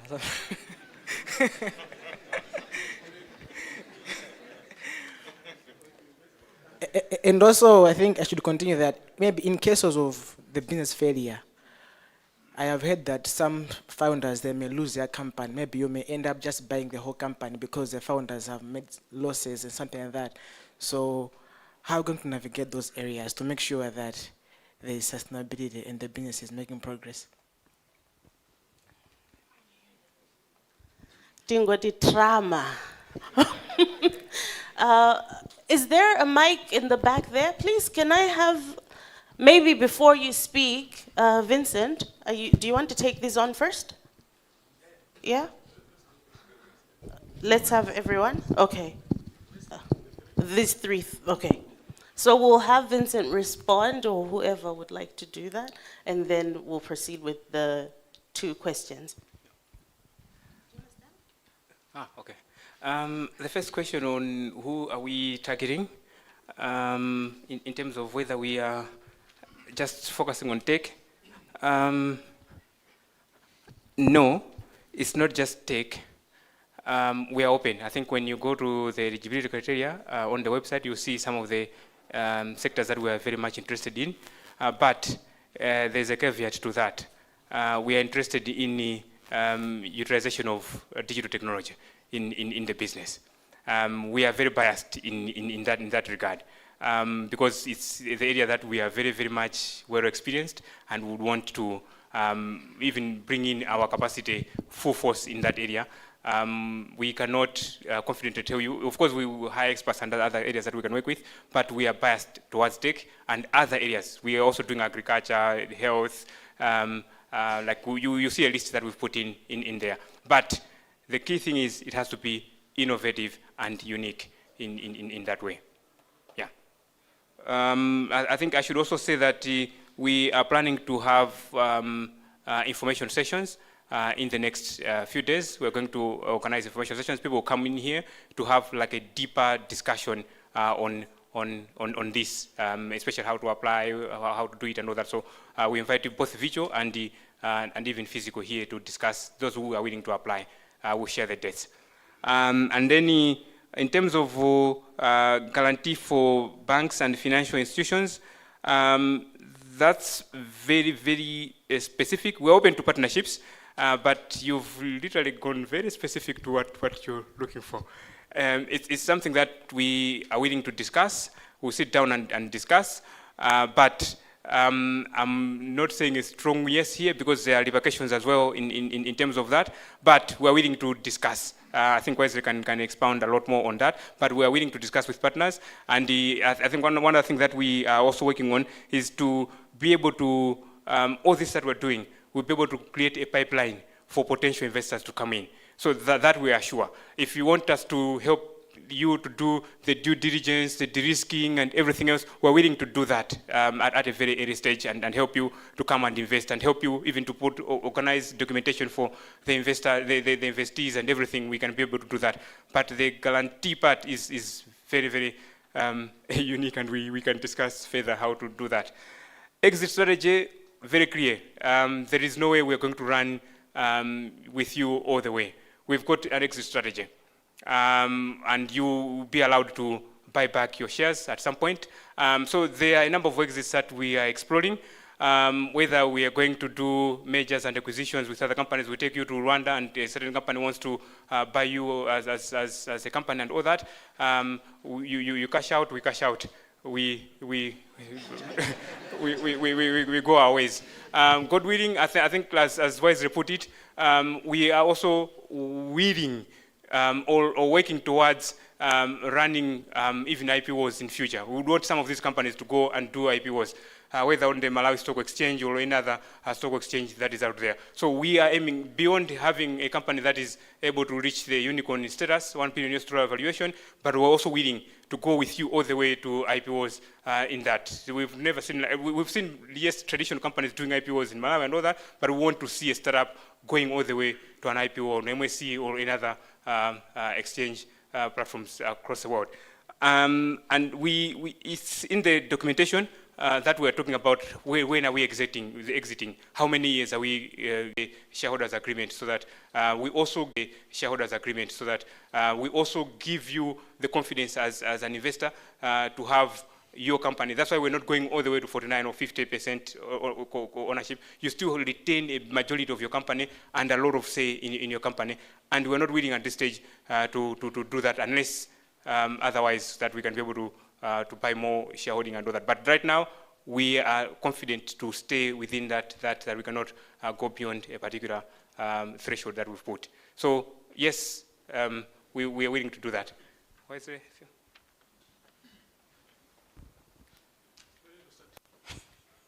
Yeah, so for me, I think he's Abre answered most of the questions, but I just want to tackle one question from the banker. Like I said, we're doing this based on the experience that we've had before. So I'll just give you one example. When I was opening in Rwanda, some people from the stock exchange came, they wanted to invest in Sparc. And we've had those discussions for years. So they came, want to invest in Sparc. We had a discussion. And I said, no, Malawi, we are okay. Can you invest for the Rwanda entity? They refused. They said, can it operate at risk maybe for 3 years? We want to check the audit accounts, we want to check this. So we coming in as Sparc, I don't think it's the level way you as a bank now, you would accept based on your risks and based on what the regulator will say. So we're trying to work with these guys to a certain level where now, remember we're saying maximum is 30%. We still have got that leeway where either we can back out or they can go and have other investors, but at that point, should have a product that they'll be able to come to you. We have audited accounts, we have all these things. From the day that we bring these guys in, definitely they might not even have audited accounts, and the bank will refuse. But time will come where now we've all won, then we'll decide and say, are we moving out, or are you still keeping us? Can we go to the bank, or maybe the banker will give in more money, or there are investors from outside. So that's the direction that we're looking at as we're going forward. The other part, I think, is answered. I don't want to repeat the same. But maybe just to add one last thing, we'll be having information sessions, and I think we've arranged 4. So the specific questions, because you might have some things that you want clarified, come for the information sessions. Then you can ask those and say, specifically for my company, I'm looking at ABC. How do you look at it? We'll be able to provide the information. There was 2 more hands in the back, yes? Yeah, thank you. My name is Samson Fiado. I think first I should say that this is an exciting time to be in Malawi because this area of investment has been heavily done by the donors or especially donors. So seeing Sparc systems coming into the space, it's a very exciting time. I've always dreamed of having proudly Malawian digital products across the borders. I think currently if you go outside the country, seeing proudly Malawian product, a digital product, it's a bit rare. They might be there, they might not be there. So Sparc is leading that particular way. My specific question is for those startups that have actually moved past the early food wars stage and are ready to scale, how would Sparc evaluate and support them? I'm talking about startups, maybe they have their own office space, but because of the experience that Sparc has had, especially branching out across the borders, they would also want to actually move to those particular direction. How has Sparc actually decided to actually support such kind of startups? Thank you. Thank you. Another hand right in front of you, and then we can move it to the back. Good afternoon. My name is Innocencia Zuze.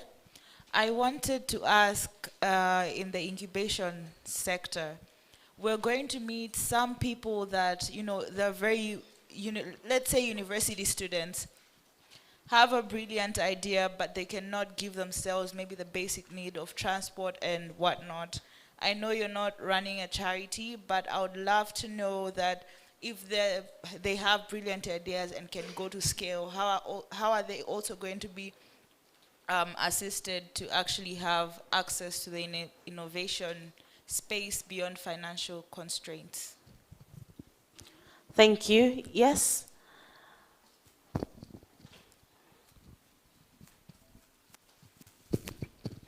All right, thank you very much. My name is Konrani Kampenya. I am board chair for MHub, but I also represent another organization that is also trying to solve the access to capital issue for startups called 265 Business Angels. And I'm here with two of my co-founders, or three co-founders, or Malawians. So for me, it's not really a question, but a comment and a statement of appreciation to Sparc Systems to starting something that we at 265 Business Angels are trying to promote. And this is development of local angel investment, domestic capital, not particularly from institutions only, but also from high net worth individuals in Malawi. So I was very happy to see the 5 to 100 million cap for a company like Sparc Systems, but I'm also happy to see that there is a window of opportunity for high net worth Malawians to invest in these startups, to come in and support the other 70% or whatever percentage of it these startups are able to give up. So from 265 Business, we're looking forward to working with Sparc Systems to build this ecosystem. I know these are the words that are being said all afternoon, but I think this is a step in the right direction, and also the corporate governance, the technical capacity, I think it's all falling in place right now. So thank you very much. Thank you. If you could stand as you speak. All right, greetings everyone. I'm Ben Milanzi. My question is kind of short. What happens when a startup has a product similar to the investor, but maybe even way better? Are you going to put in? Yeah.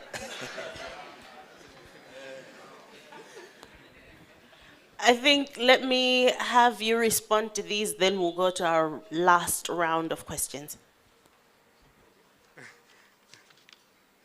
I'll start with the last one. It's a very interesting question. I think the short answer is we don't know. Yeah, no, at this stage, if you have a product that is similar to Sparc, I think we'll have a separate conversation around that. We don't want to create unnecessary confusion around that. But if you have a product that is like that, there is something that you're looking for. There is, maybe you're looking for scale and all that. That's where maybe the conversation we're going to have now. What is it that you're looking for that you see this program can be able to offer without giving like that conflict of interest that we do have. But at the onset, we would rather have like a separate conversation with such businesses so that we know how to navigate around that. But at the same time, there's also room for other corporate players to come in. I think what we're doing is we're creating a pipeline. So the other thing that we're doing is we've put a list of potential investors that would want to invest in a particular company. So it might not be Sparc directly investing in you. We might be acting on behalf of another investor that would invest in you. So once we discuss those conversations, we can ably hand you over to someone who you're not competing with in the investment space that we are operating in. Number two, someone asked about asked about transport. I think in incubation coming in, and then we're not saying every day. There are some sessions that we're going to do, but at the same time, we also have equipped our spaces with visual participation capabilities. So some of the participants, we know that they're not always be in Lilongwe. There are some companies that are outside Lilongwe. This is not just an opportunity for Lilongwe companies. So some would come from Blantyre, some would come from Zuzu, Chitipa, or another country, another district. We are willing to be able to have visual participation in what we're doing. But then there will be some specific days that we want to have a physical interaction with them without burdening them. And we're also discussing a possible partnership with different, with our enterprise development associations in other areas, or support organizations, or even the academia in that regard, to work together so that we can be able to work with them in those areas where we are not able to reach and all that. But the partnership area, with this launch, we're now open to have discussions with who we can partner with in such. So some of them would be able to carry some of the things that we're doing. We know there is Unipod in Blantyre. We know there is MHub here. There is Image Live also in Mzuzu, and there are a lot of other places that we can be able to refer to, even just to participate visually with us and all that. So those are conversations that we can be able to have with different stakeholders. Thank you, Kondwani. I think we work together with you in 265 Angel. We acknowledge what you're doing, and this is the space that we are all aiming for. Thank you for coming as well, and your team. We've got a couple more questions to go.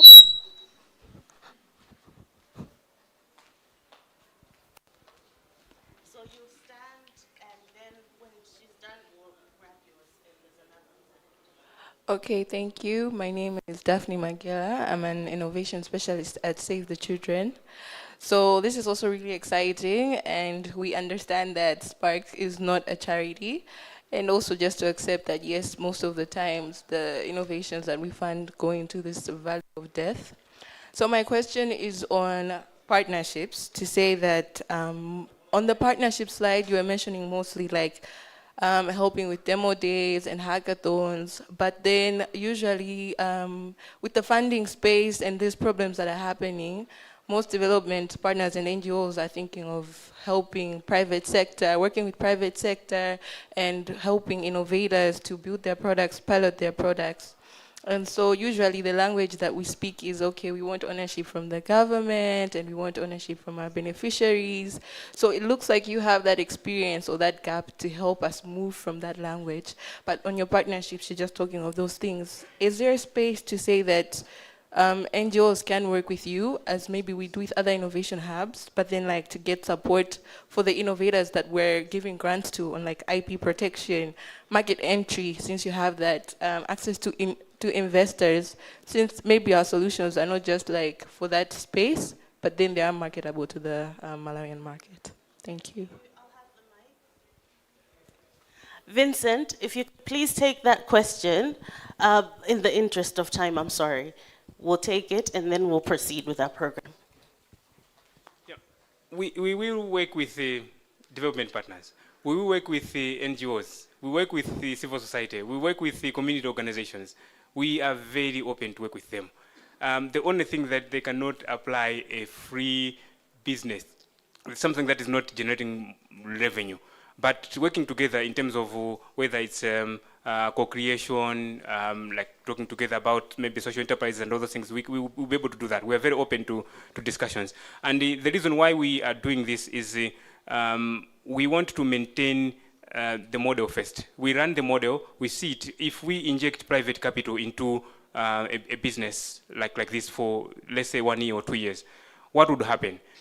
Because the ecosystem has been flooded with such. So what if we bring in private capital into a business and then we run it with it to an extent, and then without changing the model, without like conforming to some other pressures and all that, how can we run a model like that and then be able to scale beyond that? You'd see, I think in Wise's presentation, there was, at the end of the day, we would want to develop what we're calling a Malawian playbook on how private equity can work. I know there are others that have been investing in such and all that, but now at a startup level, can we come up with a playbook that we give to private sector players that this is how you can invest in someone with an idea in Rumpi, someone with an idea in Chikwawa, or someone with an idea here in Lilongwe?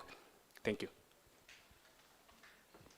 Thank you. A round of applause for Self for asking the important questions. As I mentioned earlier, I know there's so many questions that we all have. You did say that within the next week or so, we'll have an opportunity to come back in for a session to have those questions responded to. And outside that, we're still within the building. There's so much more happening after we're done in here. So I'm sure you can interrogate the team with your questions. You'll get your answers. At this point in time, allow me to invite up to the stage, though, for the launch, and that is the official launch with our Honorable Minister that is here with us. We're very honored to have you. Thank you for coming. Please welcome him with a round of applause.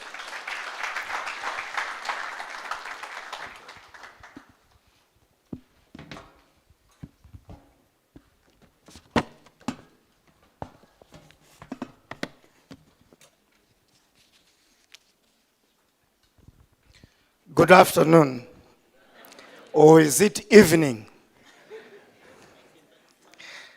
First of all, I thought I should make a correction. I was talking to my PS, and I said, have you been transferred to Ministry of Information? Because he was being referred to as PS for Information. Now, Dr. Moland is one of my right-hand man. He is PS responsible for industrialization. And why he is here together with me is because we want to industrialize ICT. That is the purpose we are here. Now, in my life, I've been asked, what is your one regret in your life? You can see I'm aged. And I have said, I wish I was born now. I wish I was 35, because I've noticed there that this is only available to those who are between 18 and 35. So I wish I was 35.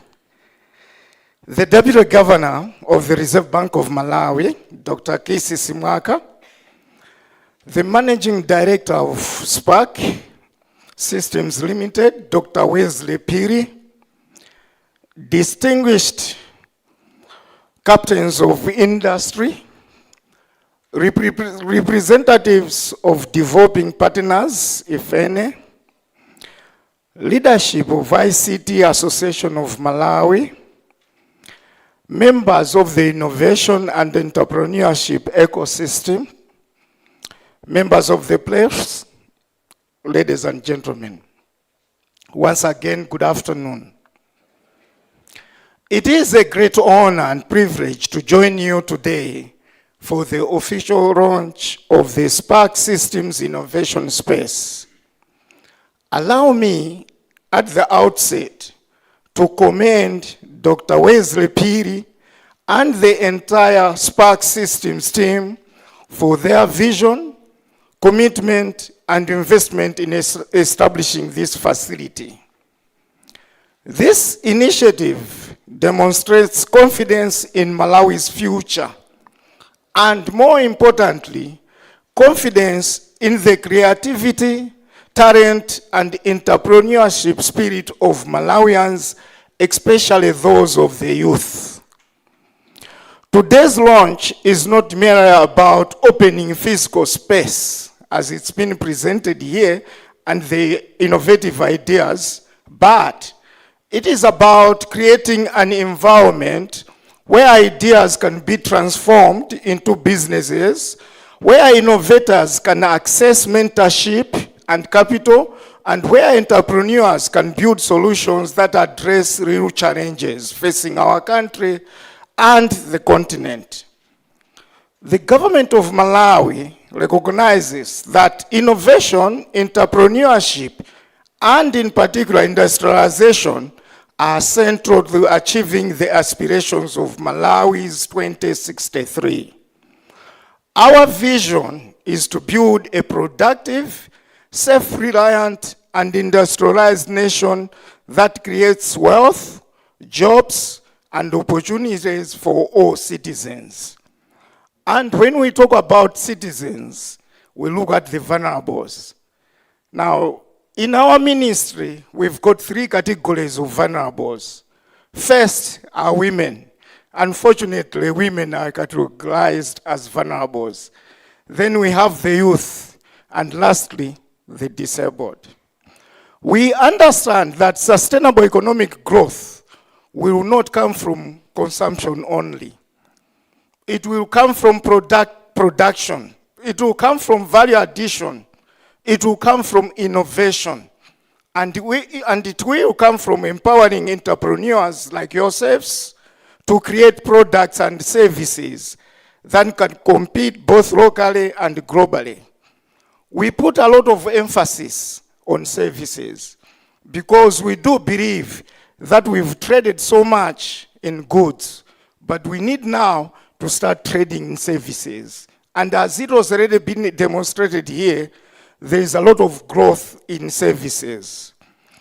Through the Malawi Investments and Trade Center, MITC, under the Ministry of Industrialization, Business, Trade, and Tourism, government is actively promoting Malawi as a destination for investments, while supporting businesses to access regional and international markets.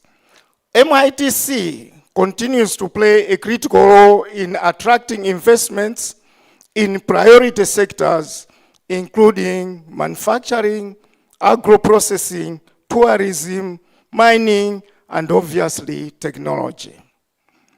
Government is also strengthening support for entrepreneurs and small businesses through the Small and Medium Enterprises Development Institute, SMEDI. The recently enacted Micro, Small and Medium Enterprises Act provides a stronger institutional framework for enterprise development. I encourage you to work very closely with SMED and other relevant SMEs. I already discussed this with Mr. Piri, to support your institution in providing business development services to the entrepreneurs that you'll be attracting here. These interventions are particularly important, considering that micro, small, and medium enterprises account for more than 90% of businesses in this country, and they contribute significantly to employment creation and economic activities. Distinguished guests, government is equally committed to improving the ease of doing business and reducing barriers that entrepreneurs and investors face. One of the most significant milestones in this regard has been the implementation of the Malawi National Single Window, which is streamlining trade-related processes by integrating services across multiple agencies. These are government agencies. Through digitalization and automation, we are reducing delays, improving transparency, and lowering the cost of doing business. We have heard here that as government, we need to reduce our red tape or even get rid of the red tape. This is one way we are trying to do it. Beyond the Malawi National Single Window, government continues to invest in the harmonization and interoperability of public sector systems to ensure that businesses and citizens can access services more efficiently. These efforts form part of a broader digital transformation agenda aimed at modernizing public service delivery and creating the foundations for a digital economy.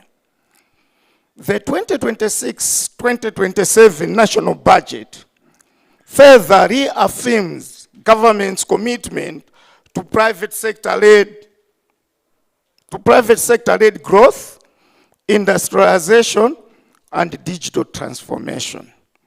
With a national budget exceeding Malawi kwacha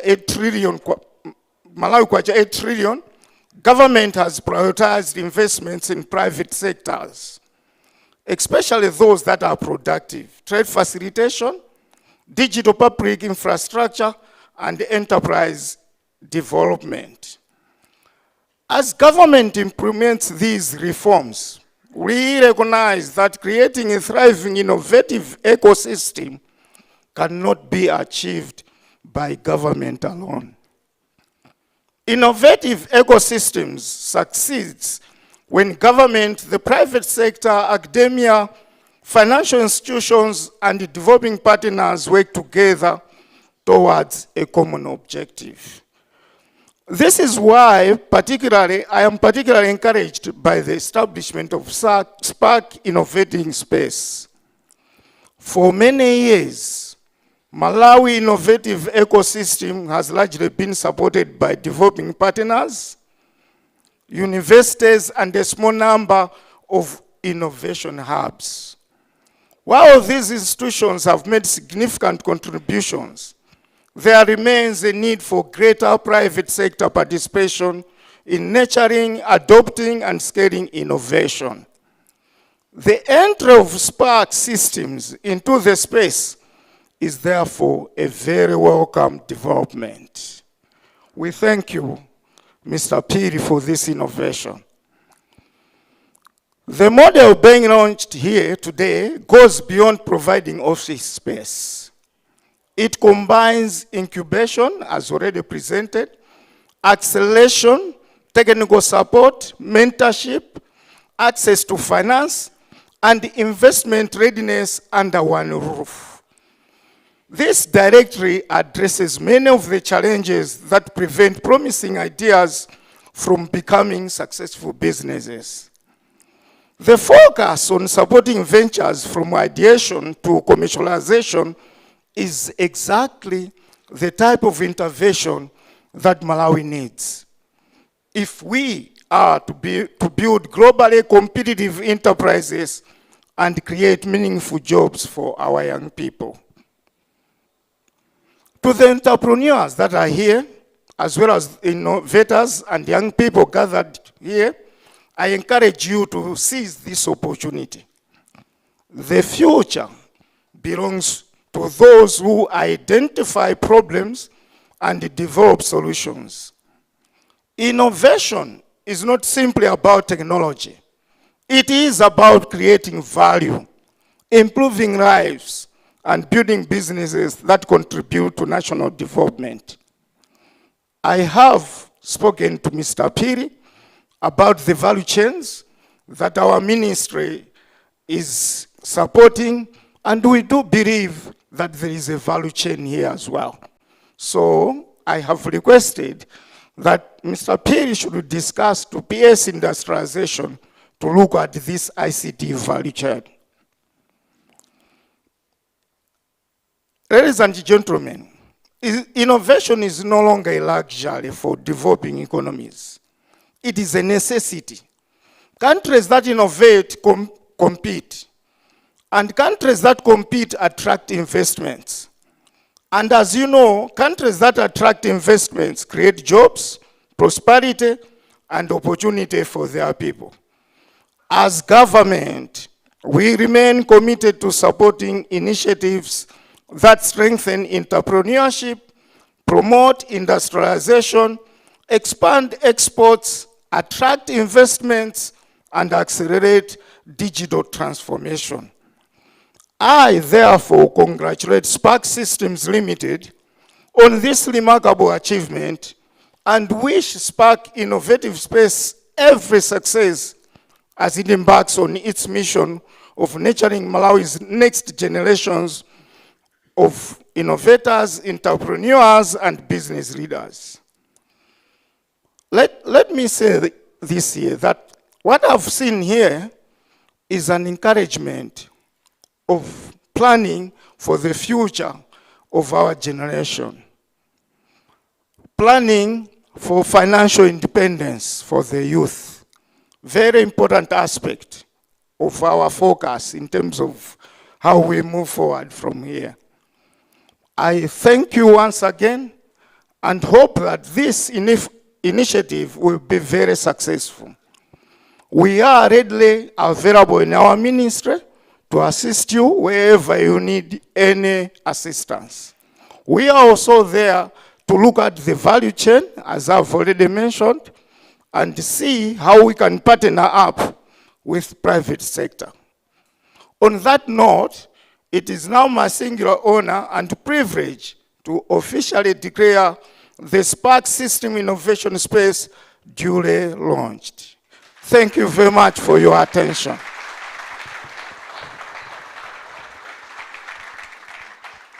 Thank you, Honorable Minister. On that note, I'm going to invite the Minister, the PS, and Dr. Wisely, pretty much the front row, to head downstairs, and we'll cut the ribbon and have that moment of the tour itself. Thank you.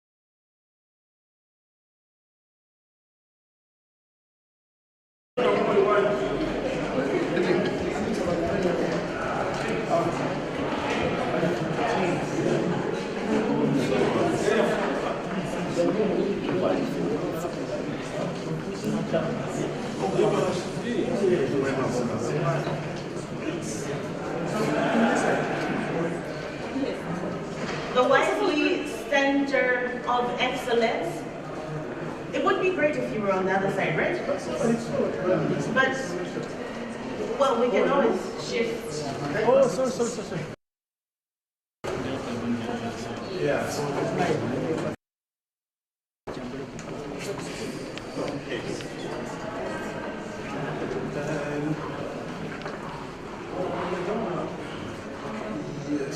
I'll give you a countdown for the ribbon cutting, the Wisely Center of Excellence in 5, 4, 3, 2, 1. Yes, round of applause. The Wisely Center for Excellence officially open. We saw the videos. We're now very interested to and have a look at how it truly looks inside. So, Dr. Wisely, if you could take us through. yeah,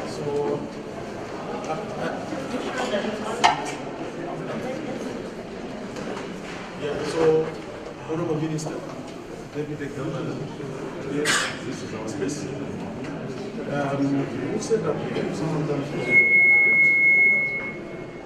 they'll be able to come, sit here, work from here, and you want to relax because you are going to be enough with that space from there. We utilize the maximum space.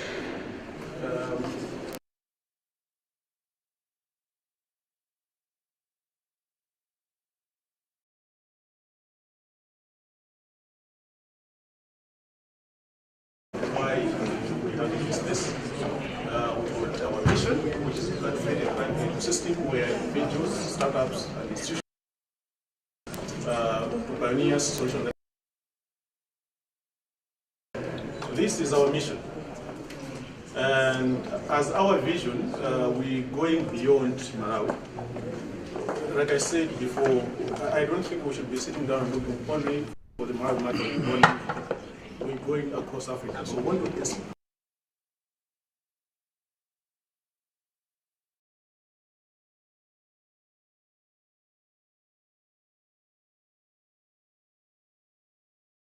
About in here is collaboration. You can't work in silos. We've seen it as Sparc, we've done a lot of things, but we won't move beyond Sparc as an outlier. Then we have other companies that should be able to do what Sparc has done. And like I said, we've seen the new innovators listing the same challenge that we met. We should have read from there and we'll move forward. So to mention about this space, this Sparc Innovation Space, called the Wiser Center of Excellence, is one of the innovation spaces that we started with. So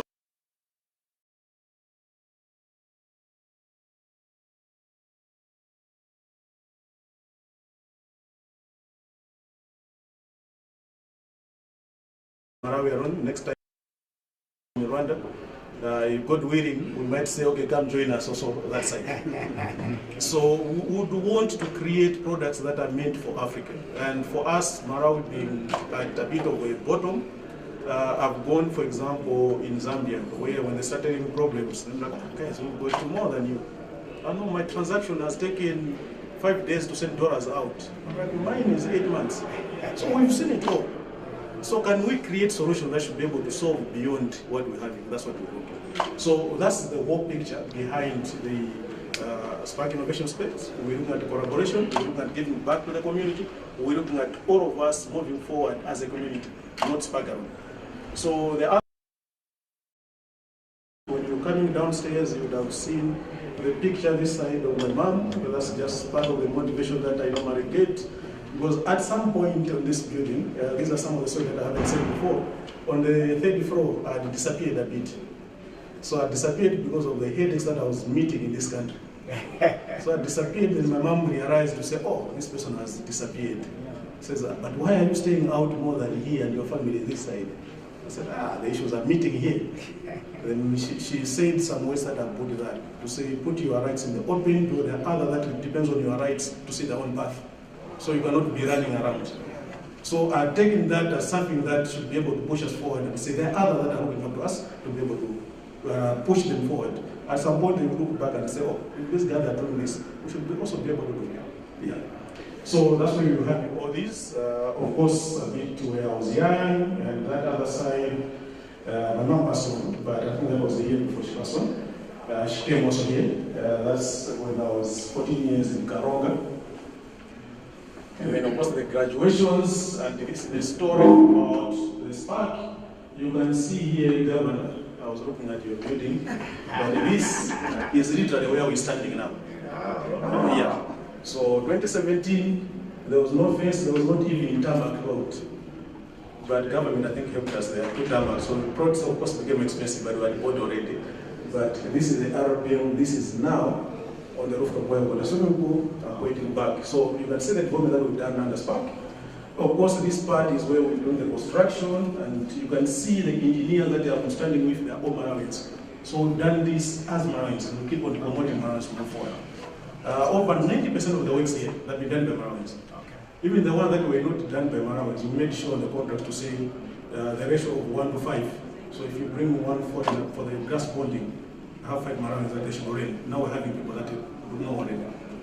So maybe just to add on that, those guys will help them create companies, but I think we're having an issue where we might also need to have another discussion how we can start certifying them. Because if let's say it comes today to RPM and say and do grading, they will say, show us the certificates, which our investors are not sure. So that's just one side that we can do. Down here, I'm just showing the value of giving back to the community. This is one of the things that we did in 2018, where we donated school blocks for, that was what, 400 students. Those were the desks. All these were bought in here. We donated those school blocks. So what I'm saying, at the end of it, our value should be measured about what people will be looking at us and say, we've been able to give this back. So yeah, that's the innovation space. We can start from this side.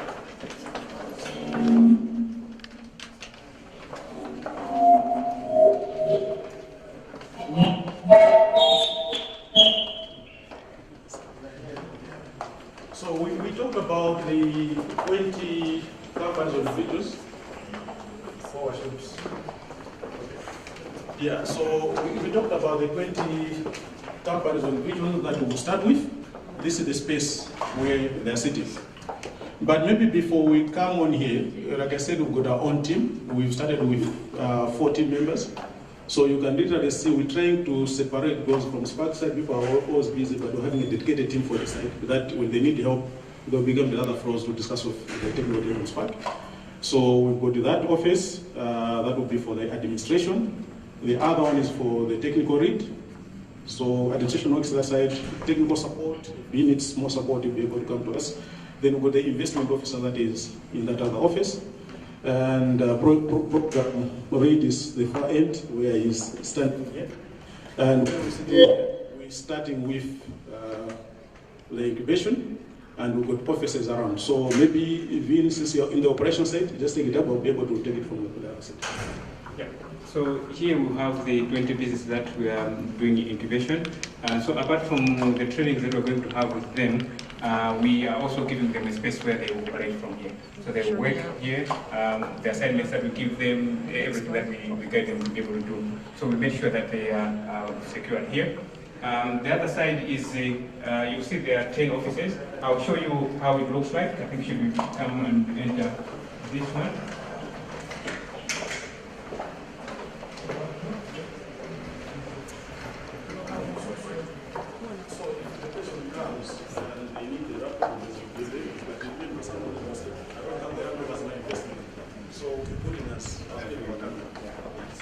So a company that is successful in the acceleration space, they will use this space as their office.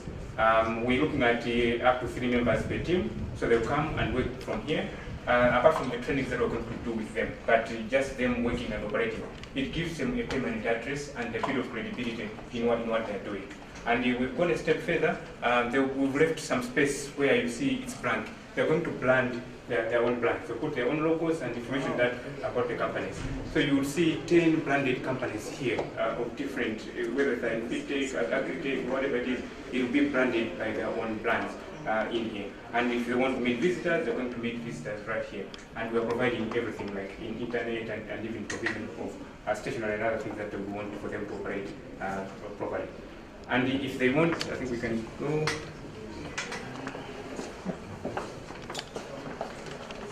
So there are 6 this side, 6 offices this side, and there are 4 the other side. We will also have a boardroom here. I think I also want to come in.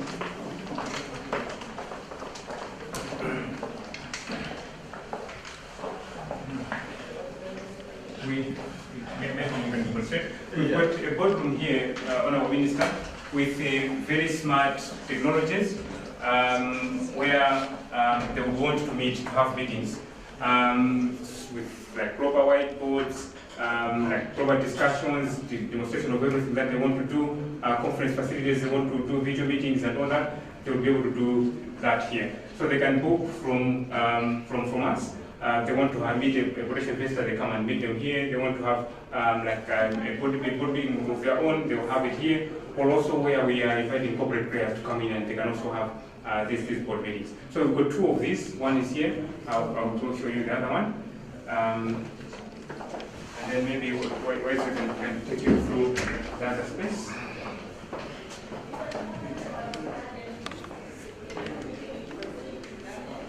Yeah, so the other space that we have is one. So remember we have innovation that side. But we might have people that might be coming from outside, or you might just want to have a meeting or have another class session. So I think something that you might have not seen when having these projector screens that are able to come from up here. So someone should be able to come there with, I hope not be lost time, but if there is a discussion, I should be able to roll the projector screen and be able to have a session between here. Or even some of the people are just want to have some discussion, make some quotes, whatever the happens, you know, the whiteboard from here. Okay, so we have another screen there where we should be able to have a chat where we can our program or what we're running for that month. So this is the space where people from there can come and sit here or take it down. You might also have some people that will be coming from inside he said. There's some people that just want the space where they are coming and play or wait, but they are not part of this anymore. So those ones who do membership, they are able to come sit here. And it's going to be a nice spot again. Yeah, so this space will be reserved to try to extend from other that should be able to come in, or even be able to see outside and have a conversation. Then we got this space design. So there we've got 6 offices. Here we've got the other 4. We've got another boardroom. Maybe we can ask the news to just write yourself here. We can just ask the news to write yourself.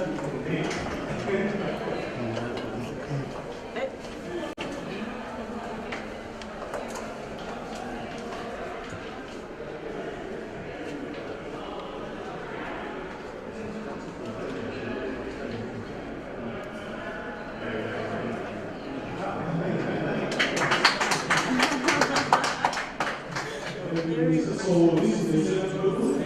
Then you can see from there we got classes. So today we have classes over here. So we need to give them enough practice where they should be able to. When they treat them this is where I'm working for. So now so that they listen out and they don't see us. I can put my doors in. Yeah, so we've done all this space, air conditioners and everything that the way we've done the standards for the building. That's why we had to do all these conditions for him. And of course, at the end of it, you're not saying, where is coffee? Because people forgot the right coffee. So we've got a coffee station here. Where you should be able to get the coffee, and some should be able to sit outside.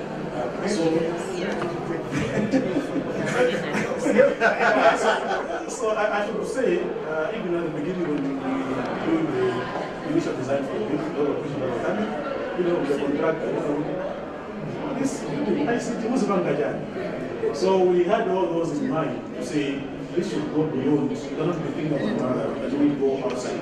So I could also say, at this point, I think the team that we brought in, they are also adding a number of things. The director that will come here and say, I don't like this stuff, I don't change. So what is coming out now has been a team effort. Yeah, that's good. Congratulations. Yeah, no, thank you very much, Minister. I think this is the space, this is what I wanted to show you. Fantastic. Well, on that note, we'll take interviews right at the desk there. So that's where the team is heading. I'm sure they'll need interviews from you as well. And I will let everyone know at home that that was the quick and that was a run through for you all. Thank you so much for tuning in. This is Think Tech Thursday. As you can see, technology, ICT, everything, it's moving fast. Sparc Systems is doing its part, and of course the Sparc innovation space is finally open. I'm saying open because the application is also open. For those that are looking to apply, please visit www.sparcinnovations.africa. That is how you can apply to find yourself in this space. Be sure to also like our Facebook page, which you're watching us from. If you're watching from YouTube, subscribe on Facebook. That is Sparc Systems. Be sure to like those pages so that you can stay in touch, and also you can stay in the loop with all of the information that we're bringing your way. Otherwise, we can't wait to have you here. This is an exciting place, a place for you to grow and build, and we're going to build Malawi and Africa together from the warm heart of Africa here in the city center at the Sparc Systems complex. So looking forward to having you, and we'll be back by the end of next month again for Think Tech Thursday. Otherwise, things are still running here. Apply, and we'll see you soon. All the best.